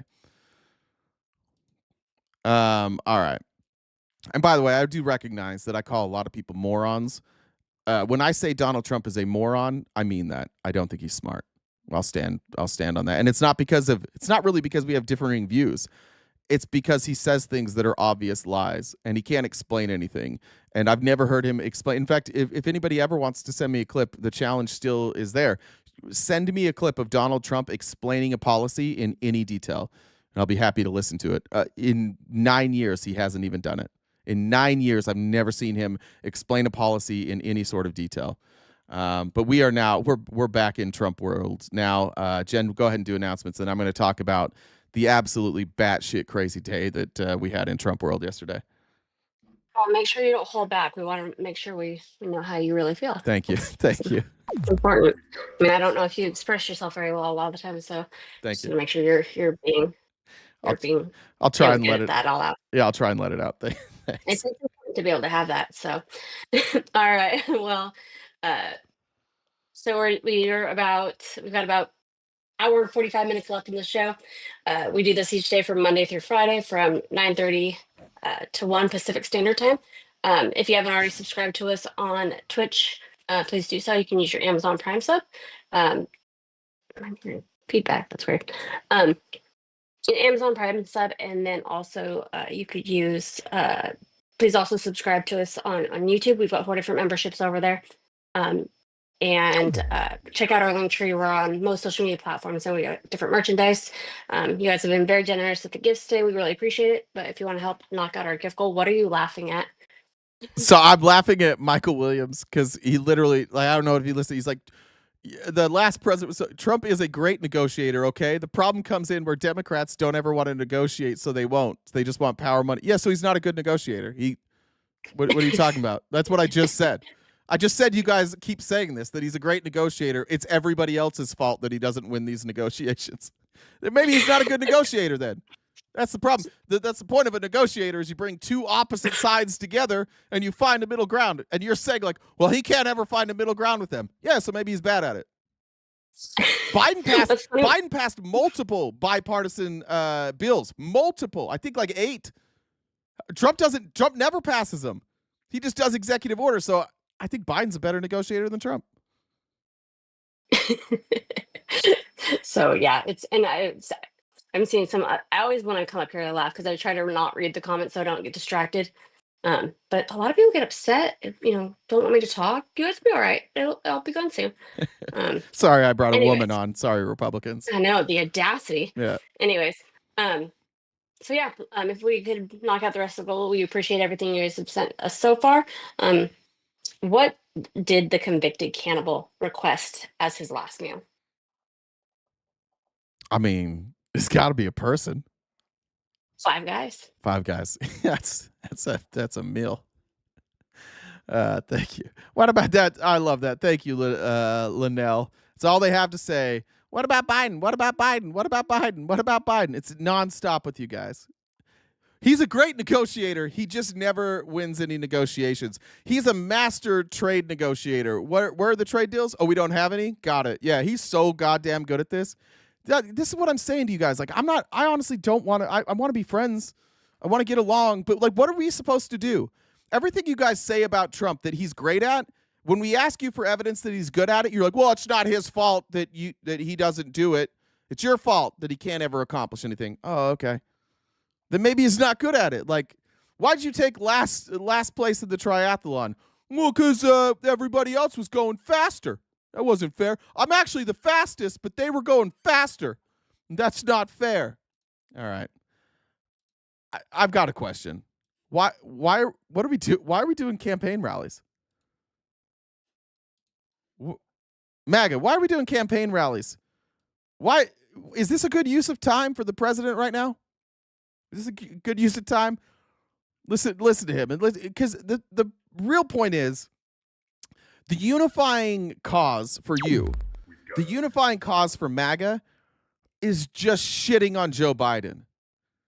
So Trump, who's getting nothing done and getting just absolutely decked in trade wars, is like, you know what? I'm feeling sad. I'm guessing that they said, like, let's go hold a rally. That'll cheer him up. And they're like, hey, we've got this great rally for you in Michigan. He's like, that's where I'm best when nobody else can speak back to me, when I can just ramble incoherently for 3 hours. And that's what he did. He went and he held a rally, and I don't even know, like, what's the point of this? Why is this a good use of time? Together, we will make America powerful again.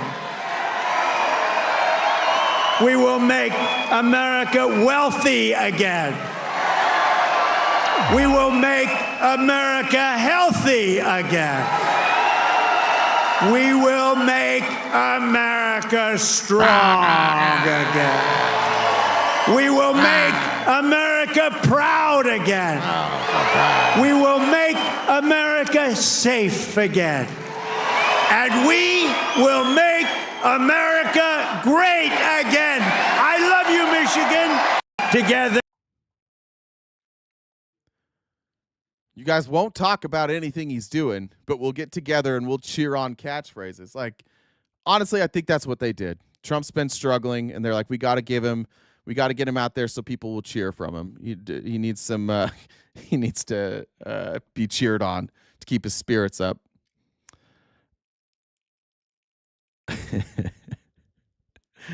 David Dustin said, I was trying to send a joke about MAGA liking circle jerkles, but it got censored. Just picture a tad of Trump on wieners. That sums it. That sums it up. Thanks, brother Bob. Oh, and I forgot to say thanks for. Sorry, I forgot one that Jen sent me earlier. Charles, I know you're not watching live, but when you watch the replay of this, I appreciate you, my friend. Thank you for. I saw you sent that last night, and I get that to you. All right. Then we're just doing propaganda videos. I don't know why we're doing this. I don't know why we're making this video.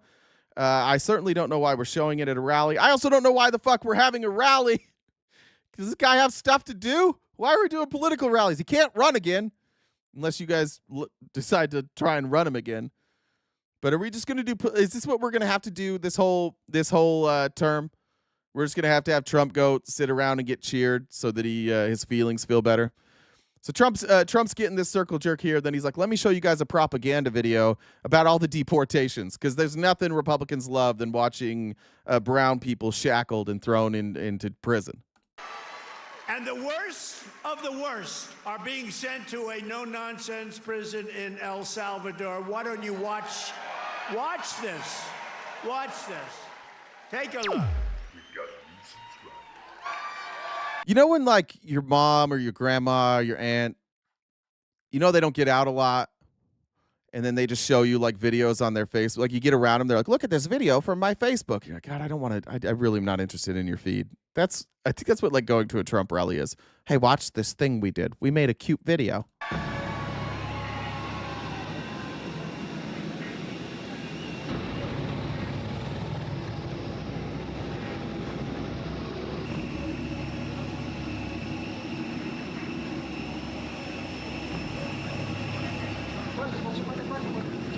Look at these camera crews. Why do we have a fucking camera crew? What are we doing, America? What are we fucking doing? This is crazy. You guys, I know some of you guys like this because some of you guys are just angry little fucking incels. But if you're a regular person, you like this? You like propaganda videos like this?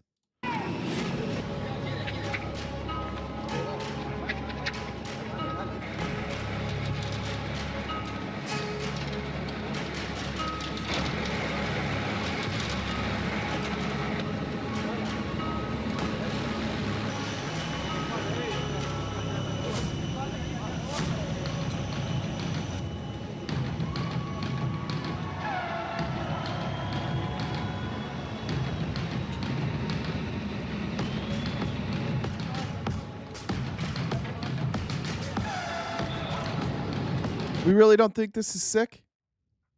I mean, I feel bad showing it. Honestly, I feel sick. Showing this makes me feel sick. What kind of person watches this and is like, this is great? CCOT did it, not in the USA. Yeah, how the fuck did they get there? How'd they get there? Who are these camera crews? Why are, again, like, This is what you guys will do. You'll try and escape. You'll try and make an excuse for everything. Who's got the cameras? Who made the video? Who made the hype video? Who sent them to CCOT? You guys don't ever want to own anything that you do. That your president is a absolute fucking psycho. This is at a rally. This is at a political rally. Hey, watch this. Look at all these people I'm arresting and treating inhumanely. Yeah, Thomas, call me soft all you want. I think you're sick. I think you're sick. You're soft, dude.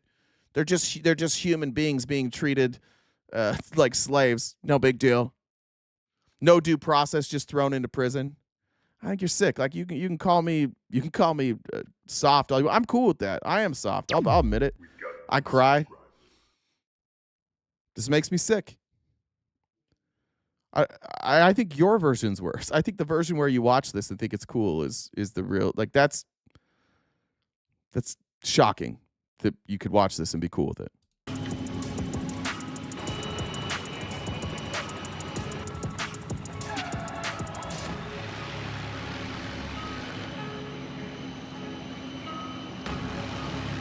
"75% of these people, we have no evidence that they committed a crime. 75%. You guys are again. This is a trust thing. You just trust them, and you probably like it. 75% of these people, we don't know what their charges are. We don't know what the evidence is against them. We're just supposed to trust Tom Homan.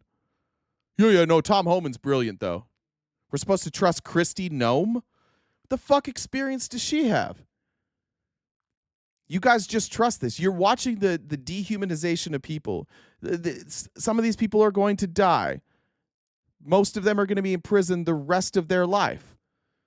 And you're not even concerned that we don't have evidence against them? You're not even concerned? It's sick. I didn't think we were there as America. I didn't. Like, I think I was pretty careful using the fascist word. I think I was pretty careful the first go around of like trying not too hard to do Nazi. And then you guys all freaked the fuck out. You're like, we're not Nazis. This is why you guys lose every time. It's because you call us Nazis. And then you get in, and then you just start doing Nazi shit. This is Nazi shit. What are we doing here? This is why we said it. Because we heard the rhetoric, and you guys are like, don't believe the rhetoric. It's just Trump talking. Now he's doing it. Where the fuck are you guys? Well, we love this shit. We absolutely love this shit. Didn't Hitler hold rallies while in office? Absolutely did.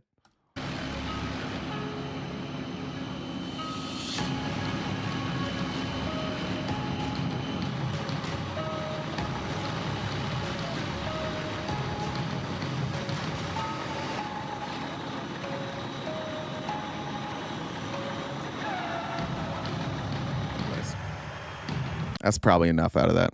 That's probably enough. I mean, just why defend it?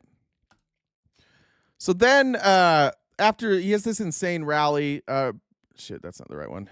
Before the rally, the White House is doing this new thing. Remember when they said that they were going to bring in like independent journalists and like new media? What they really meant was just like sycophants, people who will come in and glaze Donald Trump. Second day in a row now, the White House press secretary has held a press conference just for like pro-MAGA content creators. And listen to the question. Now, this is Winston Marshall. He was the banjo player in Mumford & Sons. And then he split from the band because he's extremely anti-immigrant. Some would say racist. Some would say xenophobic, whatever you want to say. He now has become like a right-wing influencer over in England. And listen to this question that he asks. In Britain, we have had over a quarter of a million people issued non-crime hate incidents. As we speak, there are people in prison for quite literally reposting memes. We have extensive prison sentences and for tweets, social media posts, and general free speech issues. Would the Trump administration consider political asylum for British citizens in such a situation? Well, to your latter question. So I went and I looked through the people that he's referencing. I've looked through his media. He's talking about a few people, and what he said there is shocking, not true. He says that people are being locked up in Britain because of tweets. So one of them is Jordan Parler, who was sentenced to 20 months in prison for Facebook posts urging people to attack a hotel that was housing asylum seekers. It was an incitement to violence. His posts included inflammatory language and calls to violence, not just memes or jokes. And they're a little more strict about that in the UK. If you incite violence, you get put in here. You're called a patriot. Tyler Kay is serving 38 months for stirring up racial hatred online during the riots. Again, calling for incitement. Again, calling for violence, not just posting memes. Lee Dunn, he was jailed for 8 weeks after reposting offensive images with captions that risked worsening community tensions. And they were considered because they were insightful. They're considered criminally offensive under UK law. And then Chris Taggart and Rice McDonald were jailed for posting racist messages online, which encouraged others to engage in racial violence and racial hatred. So the premise here is they're just sharing their opinions online. What their opinions online that they're sharing is you should hurt immigrants. That's why they go to jail. And now he's saying, like, should we give asylum to these people? By the way, they're probably going to get it. They're probably going to get asylum because Trump will look at this as a way for him to be a free speech warrior. Citizens in such a situation. Well, to your latter question, it's a very... Also, what the fuck? Is that Sean Spicer? Is this Sean Spicer? What the fuck? Is that Sean Spicer? We have all these independent journalists, including the president's spokesperson from his last term. He's totally independent here. New media. That's Sean fucking Spicer. I didn't even realize that. This is so goddamn staged. Question. It's a very good one. I Oh, it's have a good not question. heard that proposed to the president, nor have I spoken to him about that idea. But I certainly can and talk to our national security team and see if it's something the administration would entertain. Yes, please. Look how excited they are. She's so much happier when she just gets to be lobbed softball questions. The next one was good question. This is the debate we had yesterday. By the way, I saw somebody saying I wouldn't debate you. I'll debate any of you. You can come up here and debate if you'd like to debate. Oh, do we have? Oh, it was Thomas. Oh, okay. How many times did he say that I wouldn't debate him? About 1 million. We'll debate anybody. I just want to point out that once again, like, Trump is dragging his feet with the Epstein Files, and good on this guy right here. I don't know who he is. Here's his question about the Epstein Files. The one thing that I'll say about him and everybody else is they always blame Pam Bondi. They never blame Trump, which is weird because if it was Biden, they'd be blaming Biden. My question is about the Epstein Files. And a couple months ago, the DOJ released what they called phase 1 of the Epstein Files, and they announced that a lot of those files, the remaining files, probably the bulk of the files, are actually in the New York field office. They requested that they be returned the day after, and some legacy media reports show that not only were those files returned to the DOJ, but that hundreds of FBI agents are going through them day after day and getting them ready for public release. Do you have any updates from the DOJ or the FBI on when those files are expected to be released, and also when we might start seeing some arrests of the client list? Sure. I can assure you that the Attorney General and her team at the Department of Justice are working on this diligently. For a specific timeline, I'd have to check in with them, and we can certainly do that for you, Rogan, in the effort of transparency. What do you need to go through? Why not? What's taking so long? Why not just release it? Can somebody explain to me why this would take so long? Maybe removing people that you don't want implicated? Maybe a certain president who's all over the flight logs and the call logs? Could that be it?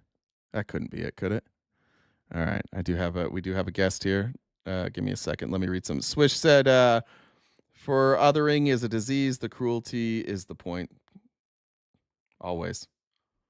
And Siobhan said, for some Thai food, hopefully they don't. Come on.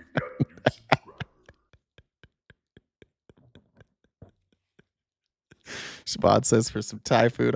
Hopefully they don't cancel. That happened to me.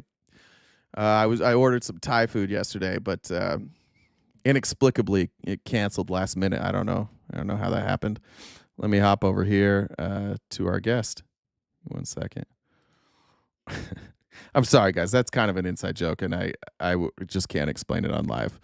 All right, chicken and Jules. What's up? Hey, what's going on, man? Inexplicably, it canceled. Got a little background. Oh yeah, that's my fault. That was my phone on your stream. Oh, you're good. So, all right, hey, how you doing? Good. My name is Thomas. I'm good. Nice to have you here. Of course. So I will go ahead and let you know I'm eating, but I'm in the beginning of our debate. I'll let you talk. I'll need to eat in between. So, Sure. Yeah. all right, but okay. First off, I don't know. I guess I'll give you my general stance on everything. I'm not one of the 100% all the way. Every single thing Donald Trump does is great. He's God. Like I'm a realistic person, and I believe genuinely with all the evidence I have that between the two candidates we were given, and between really most Democratic candidates, I would say it is by far the better candidate that we elected Donald Trump over Kamala Harris. Why? Is my statement. Well, first of all, Kamala Harris, I mean, I don't even think if we had any other Republican candidate, I would still I would any other candidate, parties, take out parties. I didn't think you could even, put someone in there worse than Joe Biden, but I genuinely believe Kamala probably would have done worse than Biden. Why? Although Biden, I can't even say that he did anything. I'm sure you can agree that he was not the most competent, and see, the thing with political parties, when you have a Brother, big this is campaign, with all due donors, respect, this is really donors. yeah. This So is I would just say this that is Biden was not our president. The this donors is were the this is president. all fucking generic stuff. Like you're saying Trump's better because you think Biden was old.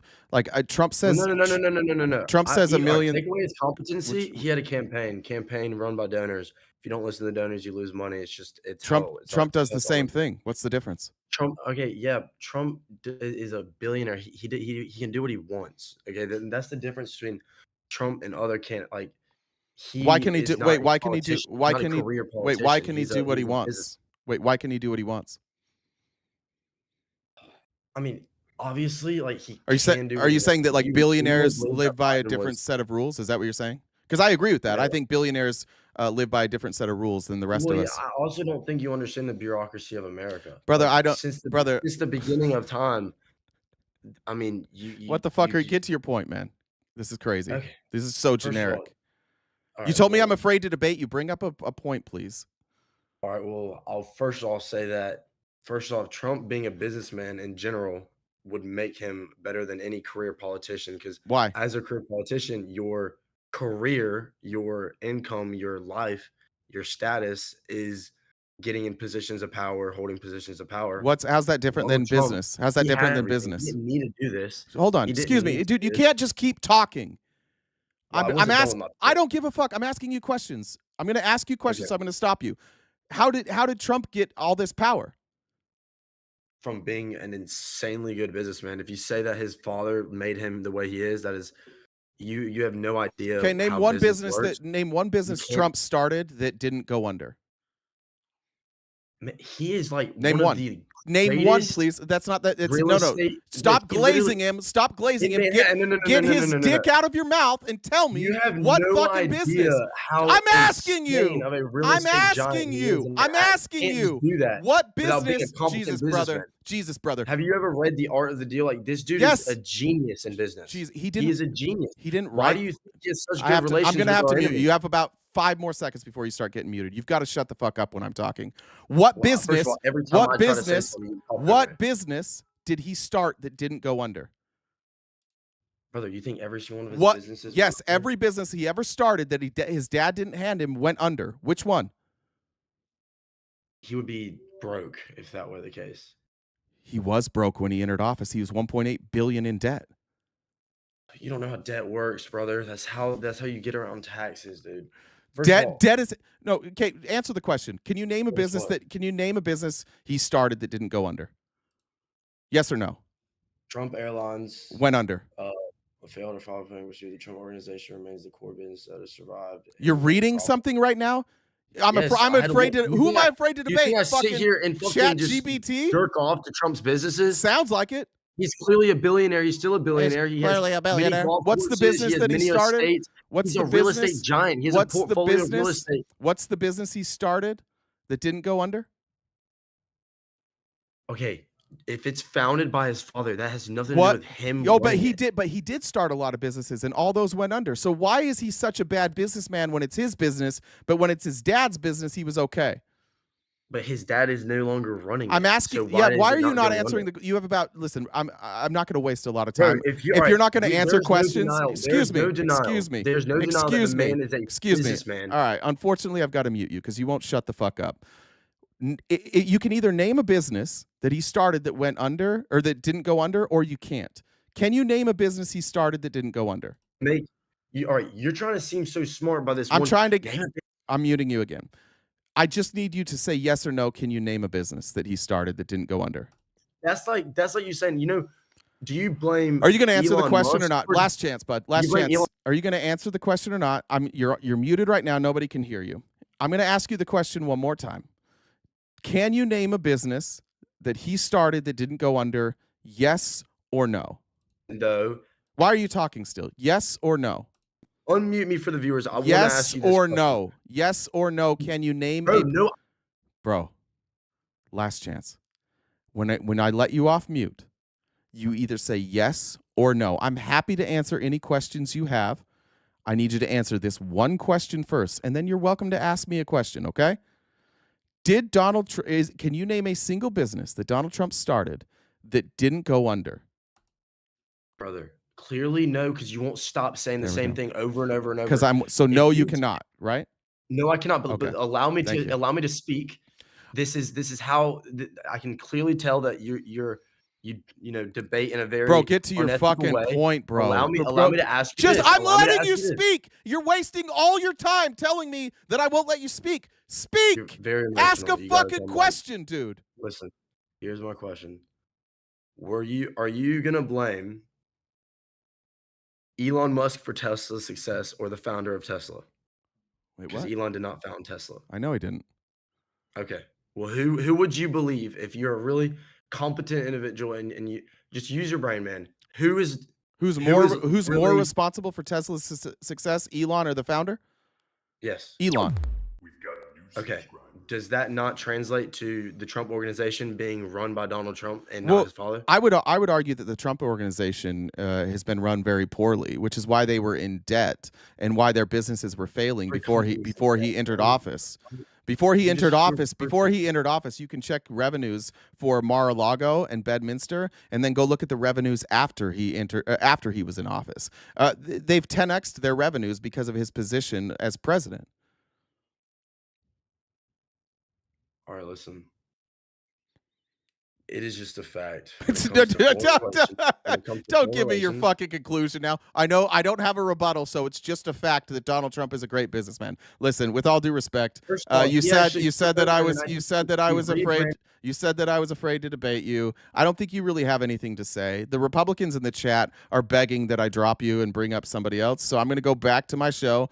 If somebody else wants to come up and debate, that's fine. When your own side is begging for me to drop you, I think it's time to drop you. So I appreciate you coming in. Have a good one, man. Back to the show. It's embarrassing. Don't tell people that they're afraid and then come up here with absolutely fucking nothing. That's silly. Anybody else is welcome to, but you better be able to answer and ask questions. I'm not super interested in you saying it's a fact and then giving me your opinion. I'm not interested in that. So Trump goes on. He wound up having a interview, and I think that this is kind of the plan. Like, you go do an interview, you hold a rally first so that you can tell everybody that the rally killed it. His interview was on ABC with, I don't know who this guy is. His last name's Moran, and it's baffling how stupid Donald Trump is in this interview. Baffling. If you haven't seen this, just like prepare yourself for how wildly stupid this gets. That he's willing to stop the fighting. Don't forget, think he wants this peace? You think Vladimir Putin wants peace? I think he does. Yes, I think he does. I think because even with the raining missiles. I think he really his dream was to take over the whole country. I think because of me, he's not going to do that. Do you trust him? Do you trust him? I don't trust you. I don't trust a lot of people. What kind of answer is that? Do you trust Vladimir Putin? I don't trust you. I don't trust. He won't even say. This guy is so owned by Vladimir Putin that instead of answering that question, he's just going to tell you a bunch of other people that he doesn't trust. I don't trust you. Look at you. You come in all shooting for bear. You're so happy to do the interview. I am And happy. then you start hitting me with fake questions. You start telling me that a guy whose hand is covered with a tattoo doesn't have the tattoo, you know. We'll get to that in a minute. I mean, you're being dishonest. No, I'm not. Let me No, just I am tell not, you, do I trust? I don't trust a lot of people. But I do think this. I think that let's say he respects me. And I believe because of me, he's not going to take over the whole. But his decision, his choice would be to take over all of Ukraine. All right, so he didn't take over all of Ukraine under Biden because he was stopped. He's still launching. Trump sent him that very, very stern tweet. Please stop it. So we start off with Trump unable for the millionth time to be able to say that Vladimir Putin can't be trusted. Won't answer that. Then he's asked about a peace deal. And if there's a peace deal here, are you willing to, if there's no peace deal, if Putin won't agree to a peace deal, or if the Ukrainians say, no, Putin doesn't get part of Ukraine, then what? Last question on this. But it never should have happened. If there's no peace deal, will the U.S. cut off military aid to Ukraine? I don't want to tell you that. I'm not going to tell you whether or not I would or not. I want to leave that as a big fat secret because I don't want to ruin. Oh. What's going on there? Internet crash? Last question on this. But it never is a big fat secret because I don't want to ruin a negotiation. But I'd be worried I will if I tell were you, I Ukrainian. was not happy when I saw Putin shooting missiles into a few towns and cities. And that was not something that I like seeing. And I thought it was inappropriate. But I think the whole war is inappropriate. Okay. Again, it's a war that shouldn't have happened. This is a war that if the election weren't rigged, and it was totally rigged, the 2020 election, if it weren't rigged, you wouldn't have that. You wouldn't have had the embarrassment of Afghanistan. You wouldn't have October 7th with Israel. You wouldn't people. Yeah, no plan. Just we're going to blame everybody else. If I would have been in office, everything would have been fine. That works on people like the last caller, Thomas, where they're just like, you have to agree that if Trump was in charge, that nobody would do the things that Trump said that they wouldn't do.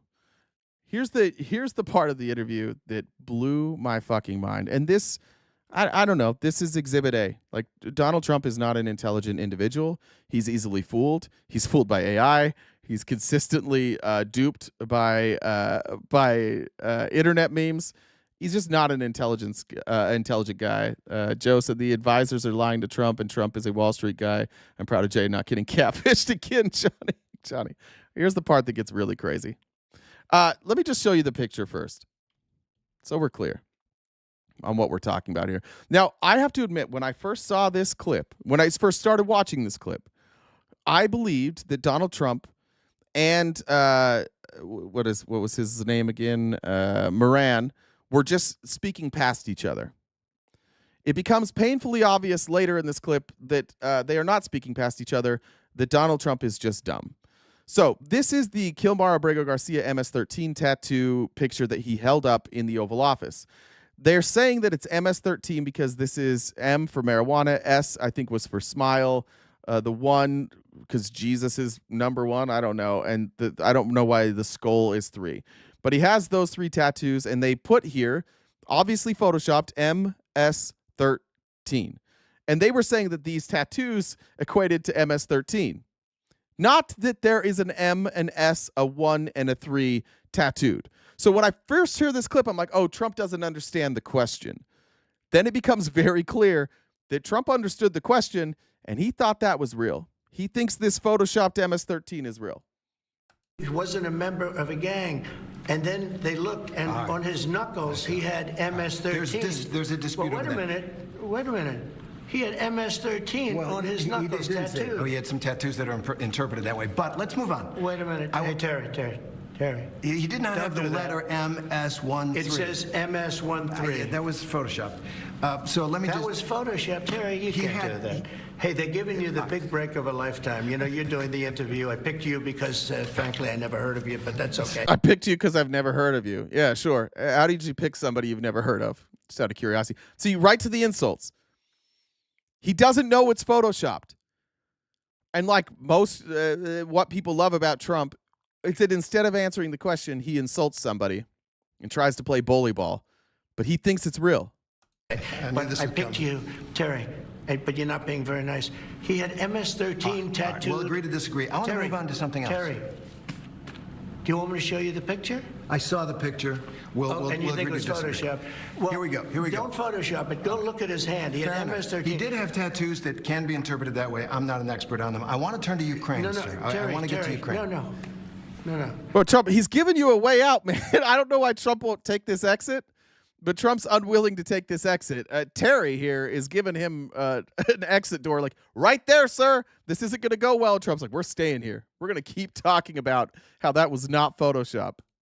He had MS as clear as you can be, not interpreted. This is why people no longer believe the news, because when it's he was fake photographed news. in El Salvador, they aren't there. But let's just go on. They aren't there when he's in El Salvador. They weren't there, but they're there now, right? No, but they're in now. your picture. Terry, Ukraine, sir. He's got MS-13 on his knuckles. All right. Okay? Well, we'll take a look at that. You do such a disservice. We'll take a look at Why that, don't you sir. just say, yes, he does, and, you know. Why don't you just say that what I say is true? It's such a fucking disservice. How dare you have the audacity to push back against me? What a disservice. This is why nobody believes you, because, and he's being honest, this is why MAGA doesn't believe ABC News.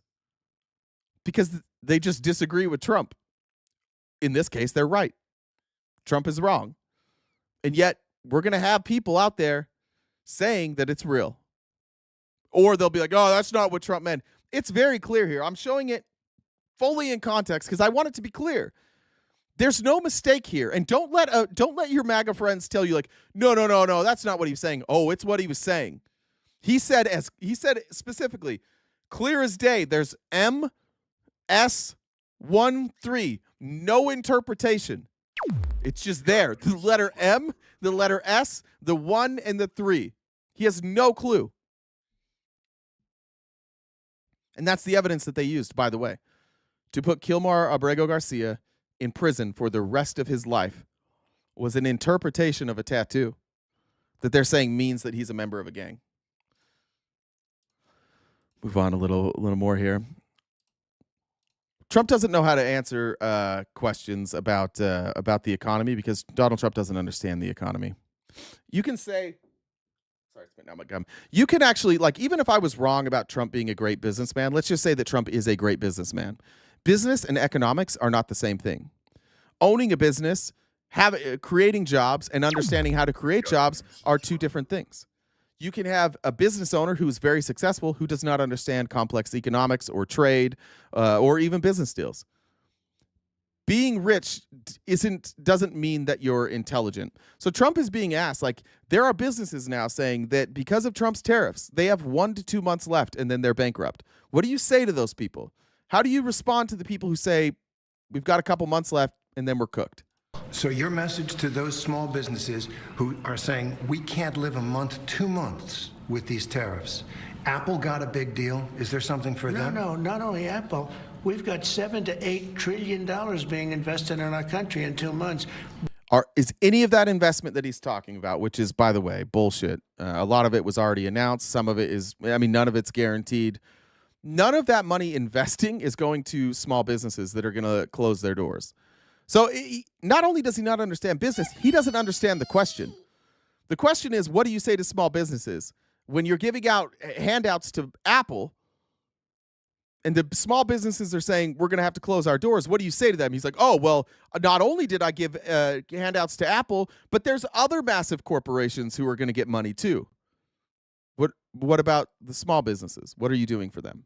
Biden didn't have that over a year. I mean, if you look at Biden, nobody was really investing in this country. Everybody was ripping off our country. So far, everything that Trump has announced, as far in terms of like opening manufacturing, all of those plans came during the Biden administration. I don't think Biden gets credit for it either. Biden didn't even take credit for most of it, but Trump certainly doesn't get credit for businesses and deals that were negotiated long before he was in office. Apple's putting up $500 billion, but that's only one of many companies. Companies are flooding into our country right now. So your answer to the concern about the tariffs is everything's going to be hunky-dory? Everything's going to be just fine. Oh, it'll be fine. It wouldn't have been if I didn't do this. I had a choice. I could leave it, have a nice, easy time, but I think ultimately you would have had an implosion. I could have left it. I could have left it. We could have had a nice, easy time, but then it would have imploded. So I just decided I'd fuck it up just to make sure we had an implosion. I could have done nothing, and maybe we would have had an implosion. So instead, I just blew the whole thing up. Brilliant. What a guy. What a fucking brilliant businessman. Our country had inflation that was worse than they've ever had it before. You don't mention that. Why don't you mention? Mostly because that's not true. We've had higher inflation. It was the highest in like 40 years, but yeah, we've had higher inflation. So nobody would mention that. And by the way, fucking everybody reported on inflation. Every news channel covered inflation. Every content creator covered inflation. We all talked about inflation. For a long time, it was the only thing we really ever talked about is inflation, inflation, inflation. This is this strategy from Trump supporters so that you guys can be perpetually victimized and so that you can continue this narrative. Like when Trump does an interview like this and he says nothing and he doesn't understand anything, the part that you hear is that, yeah, maybe it didn't make sense, but Democrats are really the dumb ones. They didn't even talk about inflation. We all did.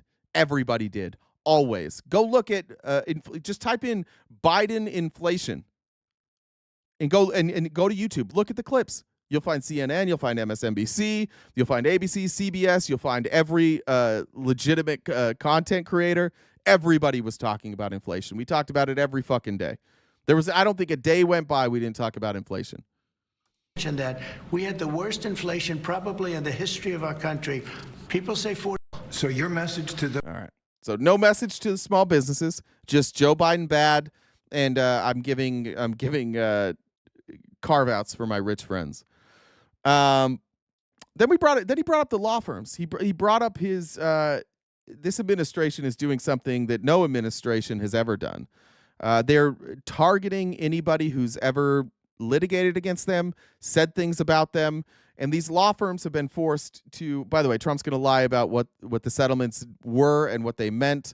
But Trump has been targeting law firms whose their entire business model, because they work in litigation revolving around like legislation, their businesses would dry up. If Trump says you can't do any litigation for the federal government, then their business would dry up.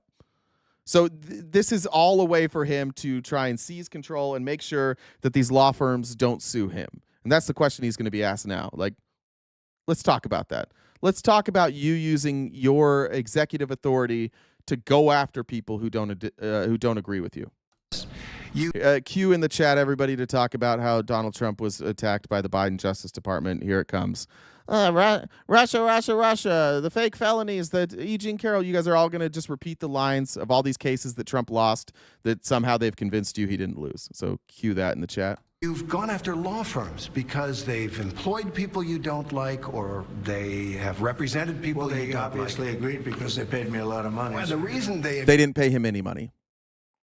They paid him $0. In fact, if they paid him money, that would be a crime, wouldn't it?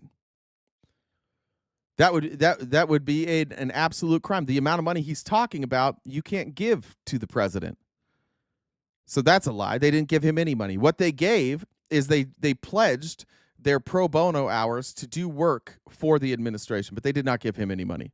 Agreed is because you were threatening to destroy their business with your executive order that said you can't represent clients for the federal government. That's their bread and butter. Boys. These are the biggest, most powerful lawyers. These are not people you got a lot of leverage are easily intimidated. As president. Yeah, these are big, powerful lawyers, and they're not easily intimidated, and they weren't intimidated. They just know that you have sycophants. And so their business model, which relies on working with the federal government, you held that over their head, and you said, if you don't do what I ask you to do, you're not going to be able to do any of your work. So they did it.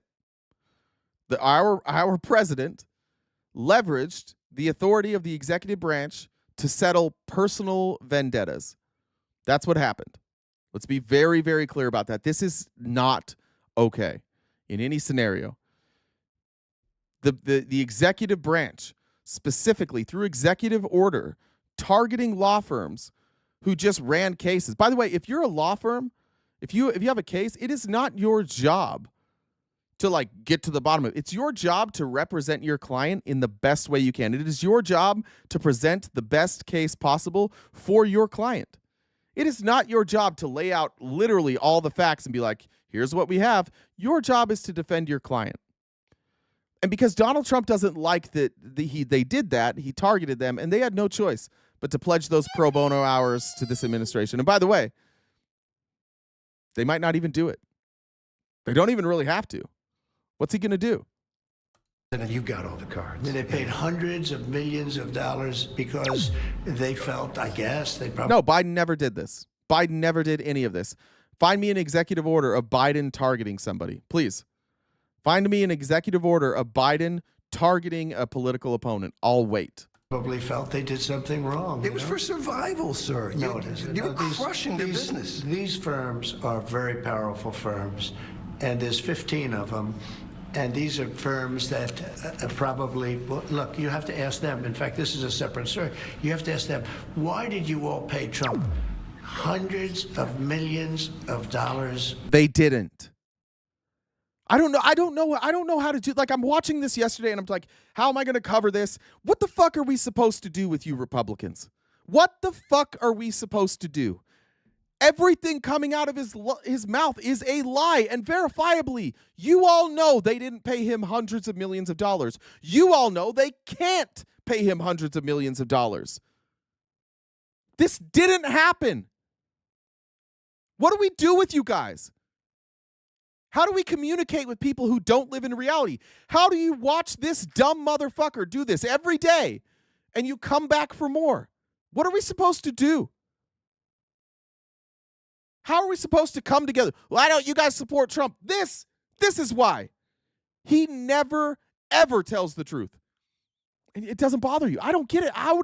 Like, just the people in my life, people that I care about, people that I support, people I watch on TV, fighters that I like watching, athletes that I like watching. As soon as it becomes apparent that they're lying, I'm like, I don't really like them anymore. But with Trump, the more he lies, it seems the more you guys like him. I don't know what to do with this. I don't know how to convince you guys to, like, stop.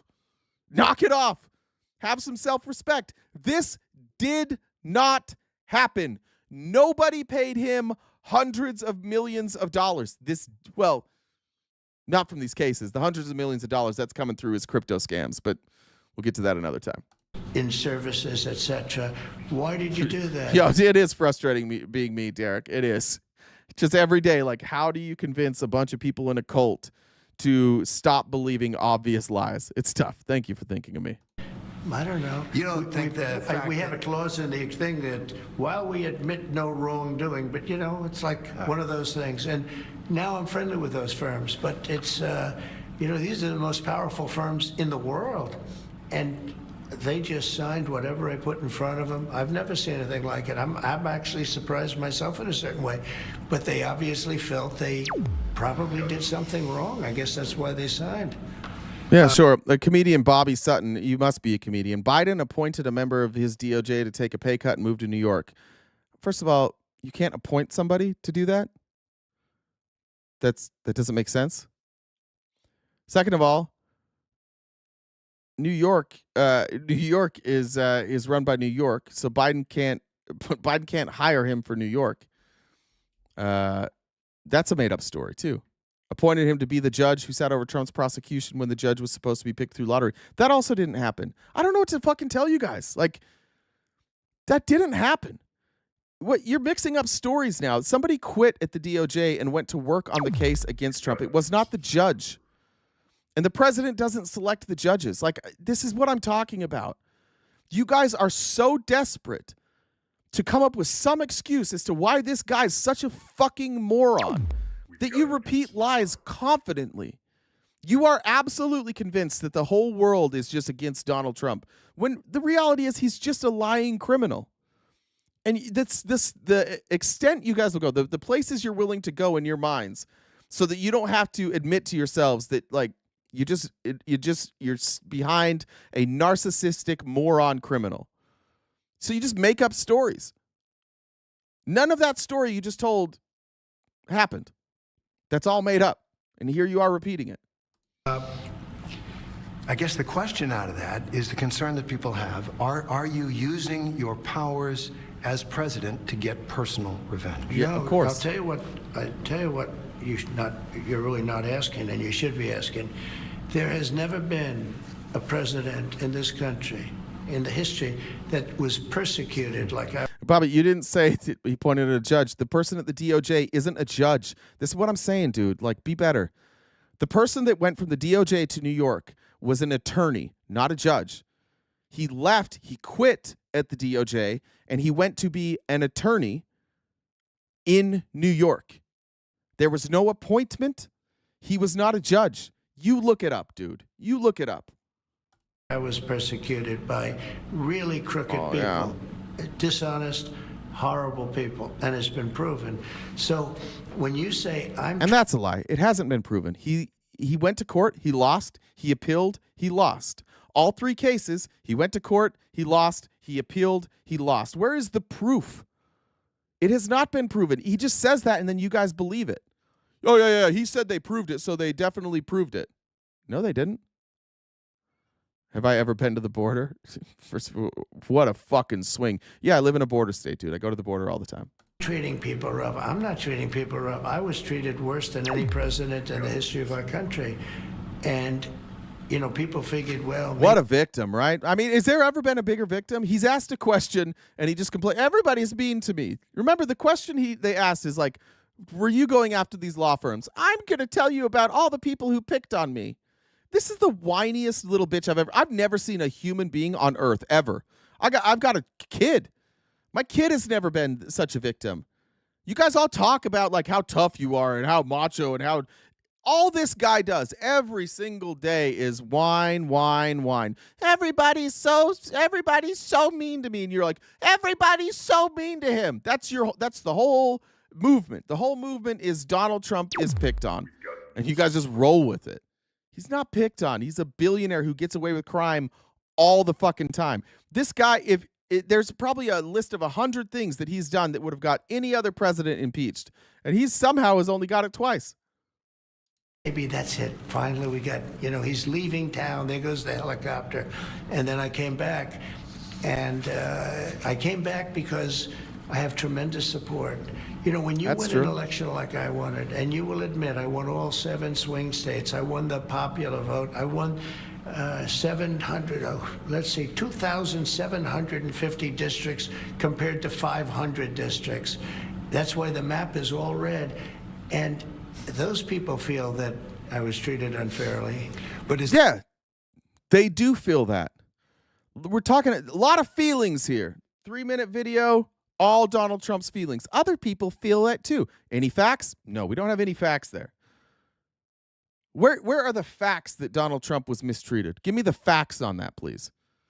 Again, DMs are open. Give me the facts on it. Don't just tell me the feelings. Well, the judge did have a daughter who worked for the DNC. Okay. Trump appointed the judge in Florida. He appointed the judge in Florida that overheard his case that kept delaying and delaying and delaying, but not a peep from you guys on that. That's fine. That's not a problem. If you're gonna do this judicial malpractice shit, then do it both ways, but you never do. It's never both ways. It's only like if somebody says that Donald Trump is guilty, they're lying. And if they say he's innocent, they're telling the truth. It's called confirmation bias. It's what everybody in a cult does. They start with the conclusion, and they only believe people that have the same conclusion as them. Hoofy, my man, said all my tattoos are in Helvetica font. All right, now here's Trump talking about Pete Hegseth. I think it's pretty clear now Pete Hegseth is on the chopping block. I think Trump is usually definitive. When he waffles like this, I think Hegseth is on his way out. Signal chat with his wife on it where he's discussing that attack in Yemen. There's another signal chat discussing the attack on Yemen. There's a reporter accidentally involved. You said the other day that you had a talk with the secretary. Did you take him to the woodshed? I had a talk with him, and whatever I said, I probably wouldn't be inclined to tell you. But we had a good talk. He's a talented guy. He's young. He's smart, highly educated. And I think he's going to be a very good hopefully a great defense secretary, but he'll be a very good defense secretary. You have 100% confidence in I don't have 100% confidence in anything. Okay. I'm not going to say anything there. Just going to show you. I don't have 100% confidence in anything. Not a trade deal with the EU by the time of the end of your 90-day pause on reciprocal. Oh, there'll be a trade deal, 100%. They want to make one very, very much, and we're going to make a trade deal. I fully expect it, but it'll be a fair deal. 100%. Sometimes he does 100%. Just want to make sure that sometimes he does. Just not for, oh shit, I closed that video. Not for Pete Hegseth. So not a big deal there. I found about 10 examples of him saying he's 100% sure, but I just want to make sure we were clear there.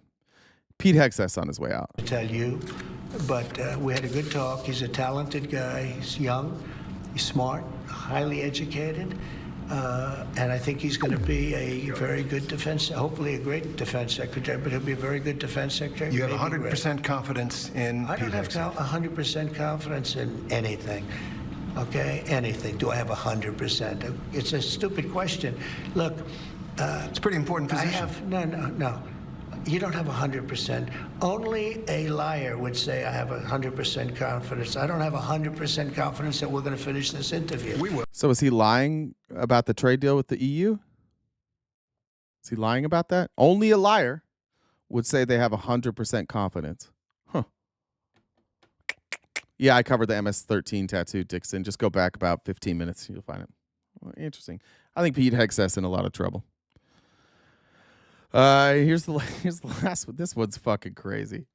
I mean, this dude just doesn't live in reality. I don't know if Trump knows or not. I don't know if Trump knows that he's lying here, but now one of the problems Trump's going to have in Florida, South Carolina, Georgia, California, Texas, New York is that he's killing tourism. Las Vegas, where he's done well. Historically, he's done well in Nevada. Nevada's a ghost town.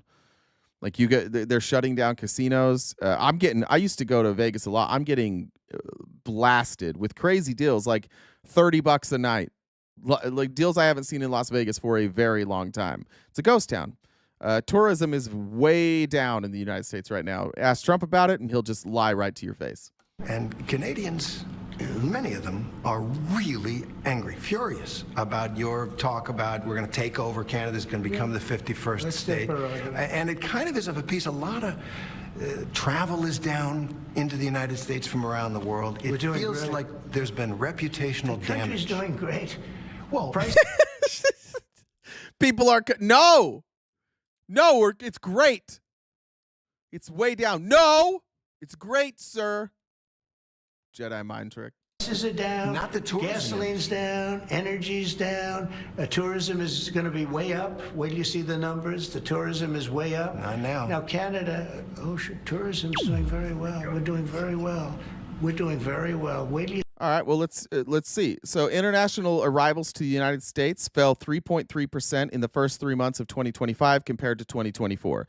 Now, what Trump is doing here and what Republicans do with this data is they compare January and February to March.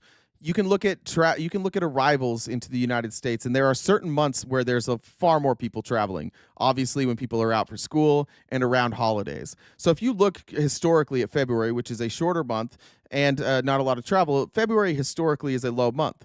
But so if you want to compare, is travel down, you want to compare year over year. You want to compare this March to last March to the March before that.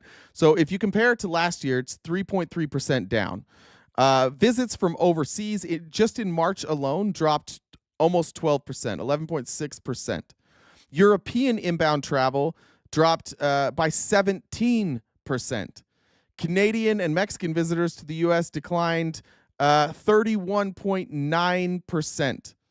And that's land returns. So that's like snowbirds. I live in Arizona. We have snowbirds. The amount of people that are returning when they normally would, down 31%. Air arrivals dropped 13.5%, and 23% from Mexico.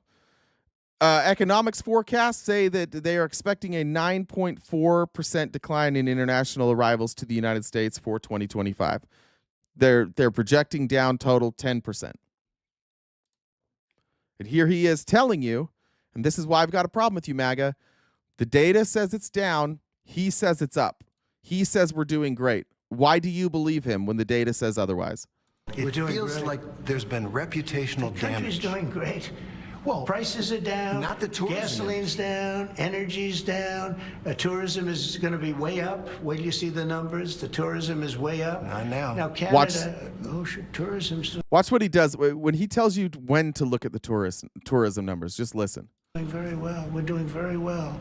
We're doing very well. Wait till you see the real numbers come out in 6 months from now. Wait till you see the numbers. But do you They're gonna think, be I'm going to very ask you, good. if I may, do you think 6 months from now, when you look at the numbers, you're going to have May, June, July, and August, which are 4 of our highest performing months every year. It's going to go up from now. Like the numbers are going to rise from now in the summer because they always do. That's why we're saying this now. Like, look at the numbers compared to the previous year. This is why he knows what he's doing there. Don't look at the numbers now. Look in 6 months. Well, yeah, you're going to have your 4 best months. The best 4 months that you're going to have of like arrivals are going to be during May, June, July, and August. So, of course, he wants you to look at the numbers then and not now, but year over year. And frankly, everybody knows why people aren't coming here. It's not safe. We've had people come here and they get thrown in jail. People that are here legally, on travel visas, on student visas. People aren't coming here because it is not safe. That's the country we are now. We are a country where you have to question whether or not you want to come here. And that's killing tourism. And tourism in a lot of places is what keeps certain cities afloat. Specifically Florida. I saw somebody like, Florida's killing it right now. There's people everywhere. Do you know that those are people that are arriving from international travel? Because you look at international travel number in Florida, it's way down. Way down. All right. So Trump, after that interview, then Trump waited up all night, and then he showed up on Twitter this morning to be an absolute psycho, like always. Everybody's pointing out that the stock market has tanked, and this is silly. There's not an economist in the world that will tell you that the stock market tanking has anything to do with Joe Biden. Everybody knows why it's tanking. Tariffs. Generally speaking, the president can't move the stock market very much because generally speaking, the president doesn't do insane trade wars that don't make any sense. So now Trump is trying to blame Joe Biden for his tariffs. This is Biden's stock market, not Trump's. I didn't take over until January 20th. Tariffs will soon start kicking in, and companies are starting to move into the USA in record numbers. That's also a lie. That's not true. We are not seeing companies move to the United States in record numbers. Our country will boom, but we have to get rid of the Biden overhang. This will take a while, has nothing to do with the tariffs. Just stop talking about the tariffs. Stop it. It has nothing to do with that. I know everybody is cutting jobs and raising prices because of the tariffs, but it's not the tariffs, guys. It's Joe Biden. Only that he left us with bad numbers, but when the boom begins, it will be like no other. Be patient. And you guys buy that. Yeah, we're going to be patient. Yeah, no, this is totally not his fault. This is totally Joe Biden's fault. Everybody that is cutting costs, everybody who's slowing their investment, they all say it's because of tariffs, but it's totally not the tariffs, guys. It's Joe Biden. And then we have this. So this is his response to the criticism he's getting about weaponizing the executive branch to go after people. And now he's just threatening free speech. Remember, free speech is not just you and me. It's the press, the freedom of the press. It's a guaranteed First Amendment. The case we have against 60 Minutes, CBS, and Paramount is a true winner. They cheated and defrauded the American people at levels never seen before in the capitalized political arena. Kamala Harris, during early voting and immediately before Election Day, was asked a question and gave an answer that was so bad and incompetent that it could have cost her many of the votes that she ended up getting. Let's just pull it up. Let's just pull up the two answers. You tell me how bad this is. I'm tired of Democrat or Republicans just like saying this. You tell me what's so bad about this answer. You tell me how this would have changed anything. Let's find it.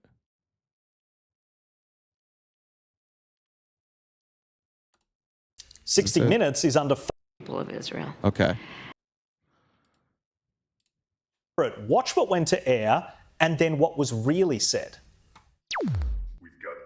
And just so we're clear, right now what I'm showing you is Sky News Australia, which is owned by Rupert Murdoch, and it is his like most right-wing channel. So before you get mad at any of this, just remember this is Rupert Murdoch's right-wing channel. The work that we do diplomatically with the leadership of Israel is an ongoing pursuit around making clear our principles. Well, let's start with this. On this subject, the aid that we have given Israel allowed Israel to defend itself against 200 ballistic missiles that were just meant to attack the Israelis and the people of Israel. And I think that is the most recent example of why what we do to assist in their defense around military aid is important. And when we think about the threat that Hamas, Hezbollah presents, Iran, I think that it is without any question our imperative to do what we can to allow Israel to defend itself against those kinds of attacks. Now, the work that we do diplomatically with the leadership of Israel is an ongoing pursuit around making clear our principles, which include the need for humanitarian aid, the need for this war to end, the need for a deal to be done which would release the hostages and create a ceasefire. We're not going to stop pursuing what is necessary for the United States to be clear about where we stand on the need for this war to end. Did you notice that none of the words that she said in the first clip were in the unedited clip? This editing is dishonest. She was asked a question 2 different times and gave 2 answers that were similar but a little different. What CBS actually did, or 60 Minutes actually did, in this big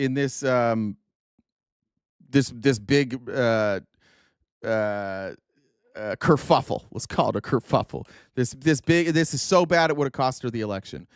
They in the promo video, they asked her a question and they used the first answer instead of the second answer, but it was the second question.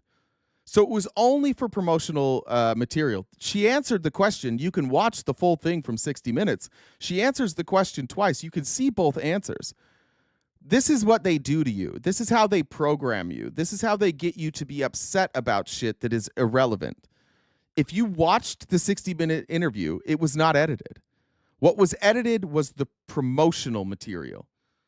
And they've said, like, oh, yeah, her answer was really long. We liked this question better. Her answer was long, so we used the shorter answer. However, if you are upset about that, if you are upset about news organizations deceptively editing, then I just want you to pay attention to this. Just do it both ways then. Unedited recent comments about whether or not he would release classified files about Jeffrey Epstein. Would you declassify the 9/11 files? Yeah. Would you declassify JFK files? Yeah. I did a lot of it. Would you declassify the Epstein files? Yeah. Now, Fox cut it there. When this aired, Fox cut it there. By the way, is that Hegseth right there? Fox cut it right there. Would you declassify the Epstein files? Yeah, and they edit it. And this is what Fox left out. I would. All right. I guess I would. I think that less so because, you don't know. You don't want to affect people's lives if it's phony stuff in there because there's a lot of phony stuff with that whole world. But I think I would. And here's how Fox edited that same clip for their viewers. Would you declassify the 9/11 files? Yeah. Would you declassify JFK files? Yeah. Would you, I did a lot of it. Would you declassify the Epstein files? Yeah, I would. Attorney General. Interesting.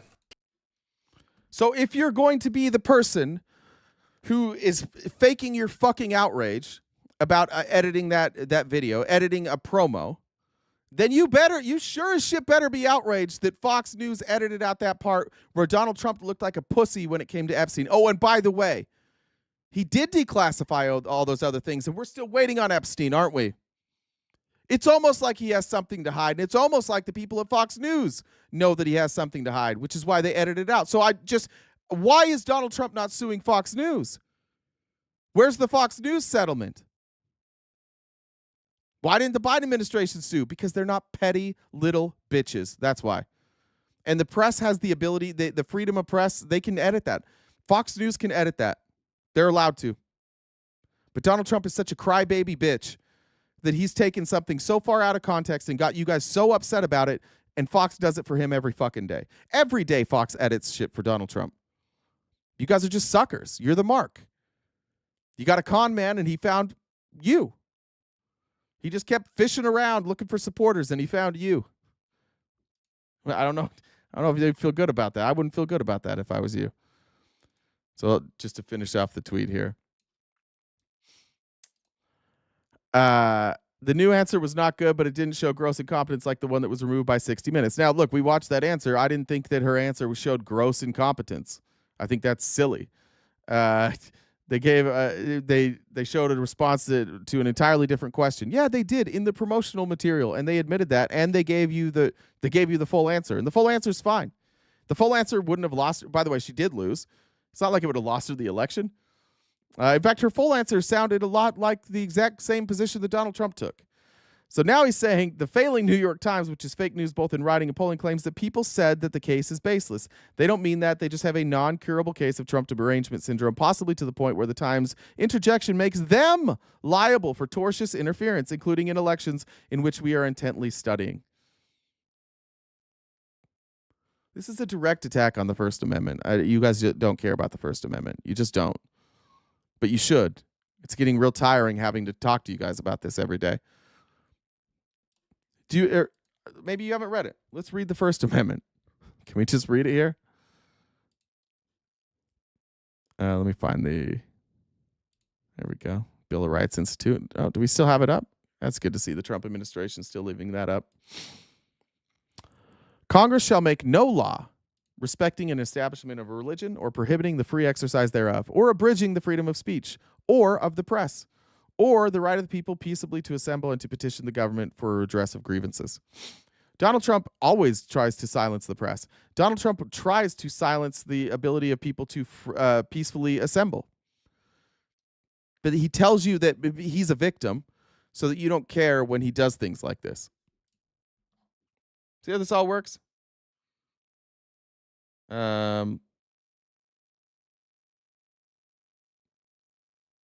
right. I've just been told, I don't know what times these are at. Just Solid is going to go live at 6, and Alicia is going to go talk about Jones's bowling moves in case you want to talk about it there. So I may be live at some point later today. It sounds like there's going to be some creators talking about Mr. Jones that are happening today. Hans said, friend has a hotel in Old Orchard Beach, Maine. 80% of their summer business is Quebec residents. Their reservations for the summer are down 70% from 2024. God damn. That's crazy. When did he not? That's a good question. When did he not allow the freedom of assembly? He got overruled. Remember what I said is Trump tries to do this. So the example would be when there were people protesting outside the White House, and he used security to go remove those people. And he said, why don't we just shoot rubber bullets at them? Why don't we use the National Guard to remove them? He didn't like that people were protesting outside the White House, so he tried to get them removed. Look at his rallies. He's always removing people. He's always removes people who are at his rallies who protest. We can't pretend that he doesn't. By the way, I'm sure this happens across the board, but I sat at a Harris rally, the only Harris rally I ever went to, and there were protesters that were protesting on behalf of the Palestinians. They protested. They interrupted. Kamala let them finish. Said, "I'd be happy to talk to you one-on-one," and then they stopped, and nobody was kicked out. So, yeah.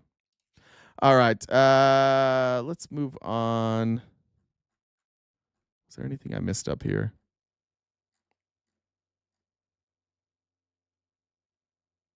All right, I want to talk about the tariffs.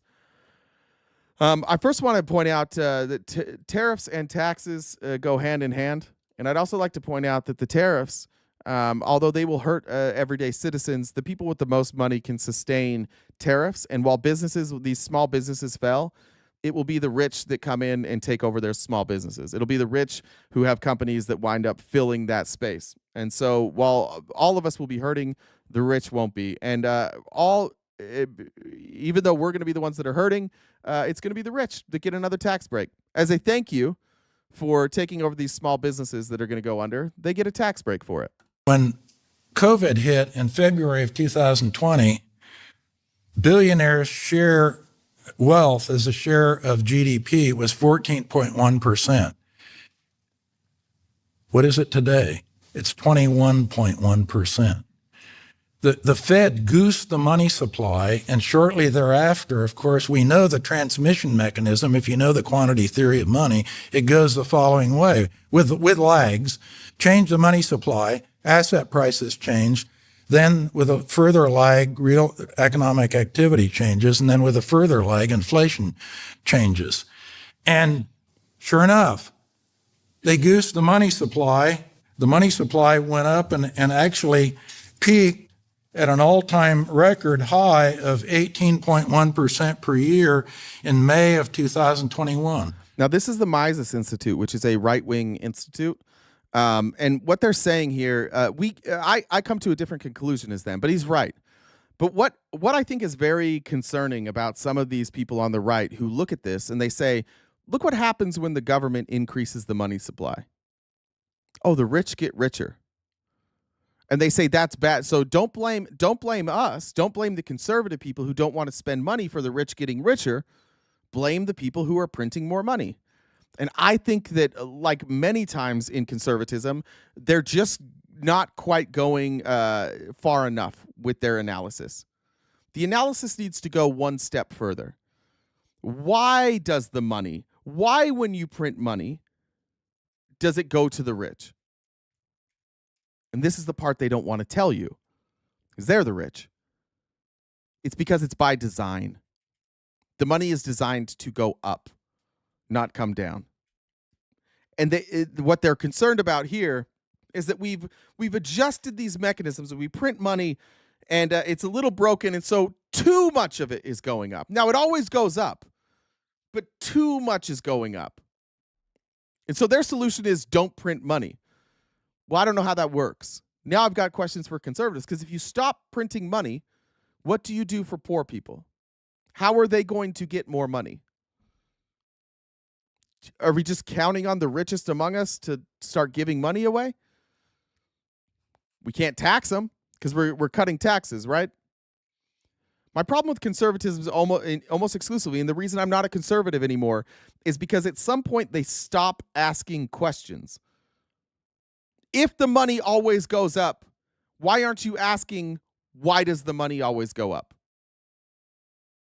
Why aren't you asking, how do we prevent the money from always going up? Because the answer is tax, and they don't want to give that answer. They just don't want to say it. So what do they do every time? They blame the people printing the money. But just let's walk through it logically. To my conservatives here, let's walk through this logically.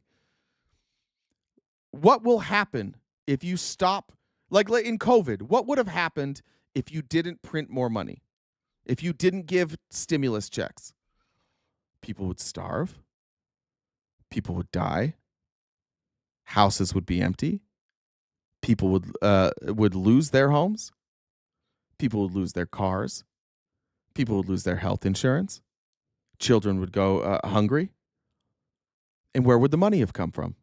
How would that have fixed any? Like, the reason that we always have to print money is because our option is print money or people die.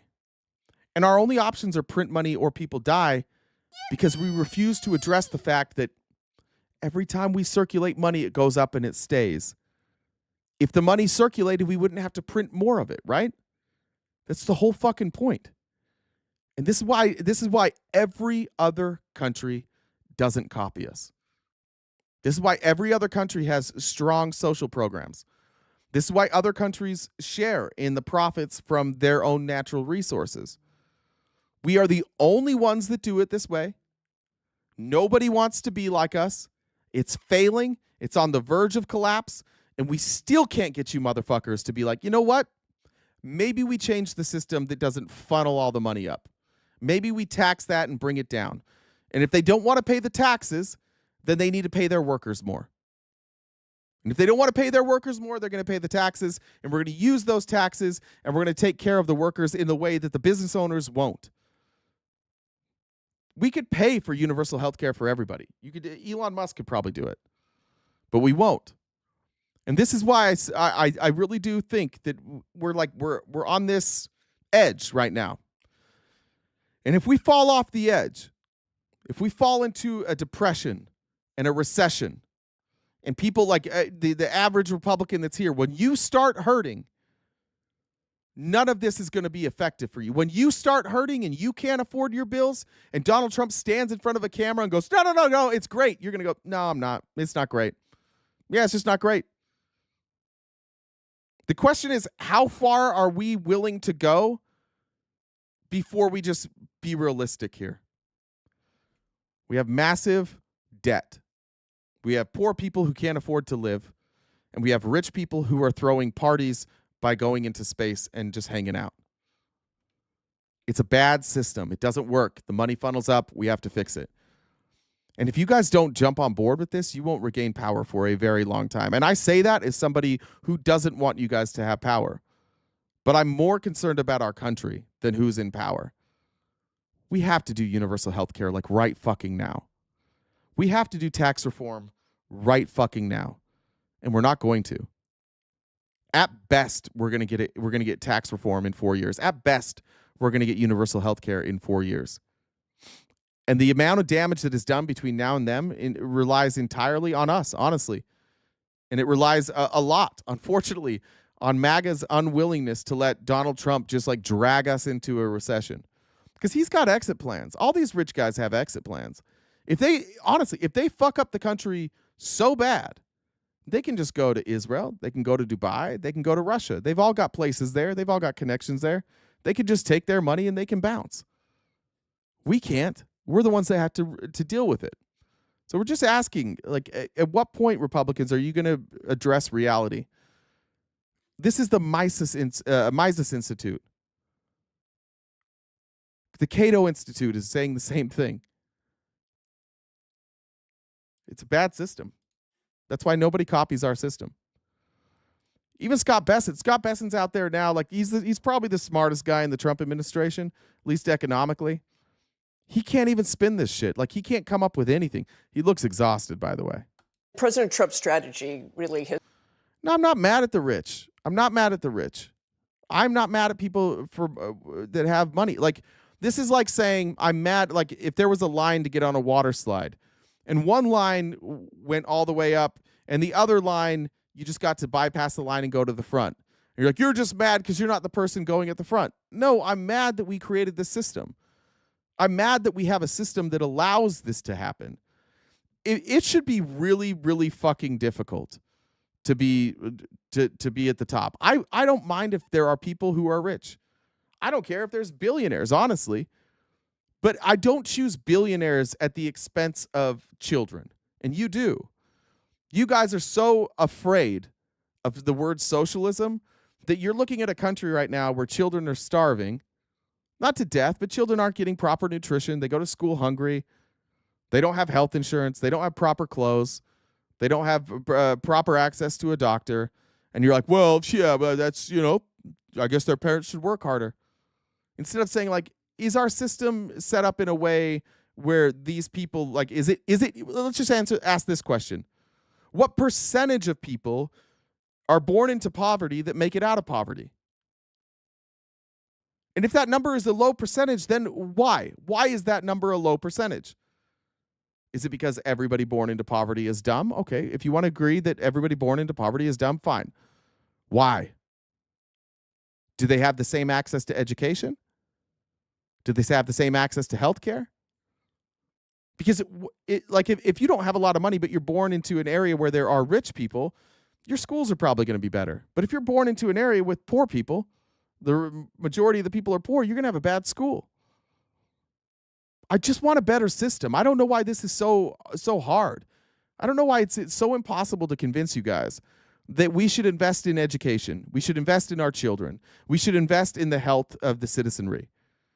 We should not be giving tax subsidies to Elon Musk.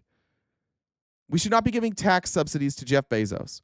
We should not be giving tax subsidies to Bill Gates, to Mark Zuckerberg, to George Soros, whoever you want to name.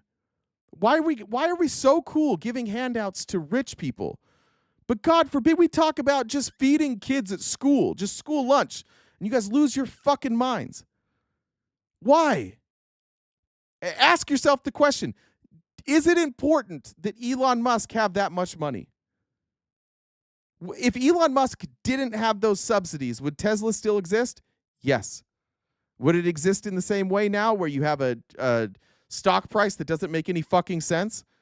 As the lowest performing auto manufacturer in America, they have the highest performing stock. Doesn't make any sense. Why don't you guys ever ask yourself why this shit doesn't make sense? I'm still complaining. Yeah, dude. Yeah, I'm sorry that you're too goddamn dumb to complain. Like, complaining is good. You should complain. You should point out when parts of the system are shitty. You shouldn't just roll over and take it up the ass like you Republicans. Just every fucking day, roll over, take it up the ass. There we go. Give it to me harder, daddy. I think that the reality is we're not educated enough as a citizenry to like actually have these discussions. I'm simply asking questions. Why not design a better system? Why design a system that makes it easier? Like the more money you get, the easier it is to get more money. Why would you design a system that way? That's a bad system. That's all I'm asking. Why not redesign the system so that you know what's easy? You know what's easier to accomplish? Just like a living income. You shouldn't have to sell out. You shouldn't have to work 80 hours a week to get ahead. If you want to work 80 hours a week to get ahead, you should. But the people who work 40 hours a week shouldn't be like, oh, well, if you want to get ahead, go be a slave to your boss some more. No, people should be able to live off of 40 hours a week. It's crazy. 35 hours a week, 34 hours a week. Like every other country has figured this out except for us. And the only reason we can't figure it out is because, weirdly enough, like the least educated, poorest among us are the ones who keep voting for this shit. Why do you think it is that the people with the most money, the districts with the most money, keep voting for tax increases? And the districts with the least amount of money keep voting for tax decreases for these rich folks. The rich are like, yeah, you can tax us more. We're going to be fine. And then you got some Georgia tree living inbred MAGA going, no, we can't tax that Elon Musk more money or we ain't going to get no jobs. And the people that are running the country, the people that are running the economy, the people with the most money are like, yeah, we'd be fine. Yeah, we're fine. We should tax more. And you're like, no, damn it. Not in America. America's supposed to be free. You're not free. If you have to work 60 hours a week to be free, you're not free. What kind of freedom is that? 8 hours out of every day? You got to sleep for 8 hours to be healthy. You got to work for 8 hours. So you get 8 hours. A third of your day is spent on your family, on your own happiness. That's it. We've decided that it's more important to make people money than to like be happy. A third of your day, that's freedom. With no guaranteed time off, with no guaranteed health care, with no guaranteed child care, with no guaranteed education. You can go to Switzerland, pay 40% of your money into taxes. Healthcare is taken care of. School's taken care of. Basic necessities taken care of. Oh, and by the way, at the end of the month, you've got money left over. So why the fuck do you care that you paid 40%? In America, we've got lower taxes, and people at the end of the month don't have money. They're throwing it on a credit card. 60% of America cannot afford a $500 emergency. 60% of America has no money to invest. 60% of America has no money to save. Stop pretending it's a cultural problem. So, they're just dumb. People need to learn to live within their means. Yeah, true. We could live within our means. We could also not have the dumbest fucking system on earth.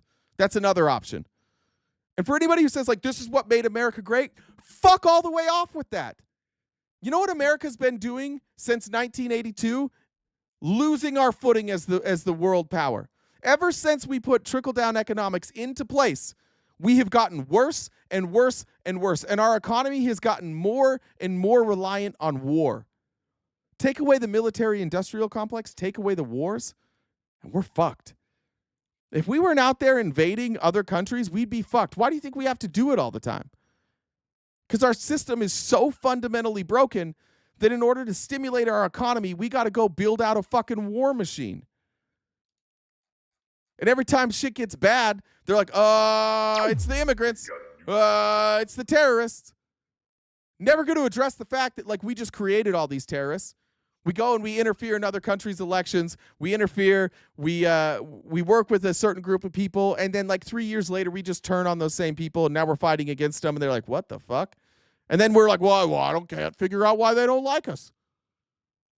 If you take away our ability to go to war, our country collapses. And that's because of trickle-down economics.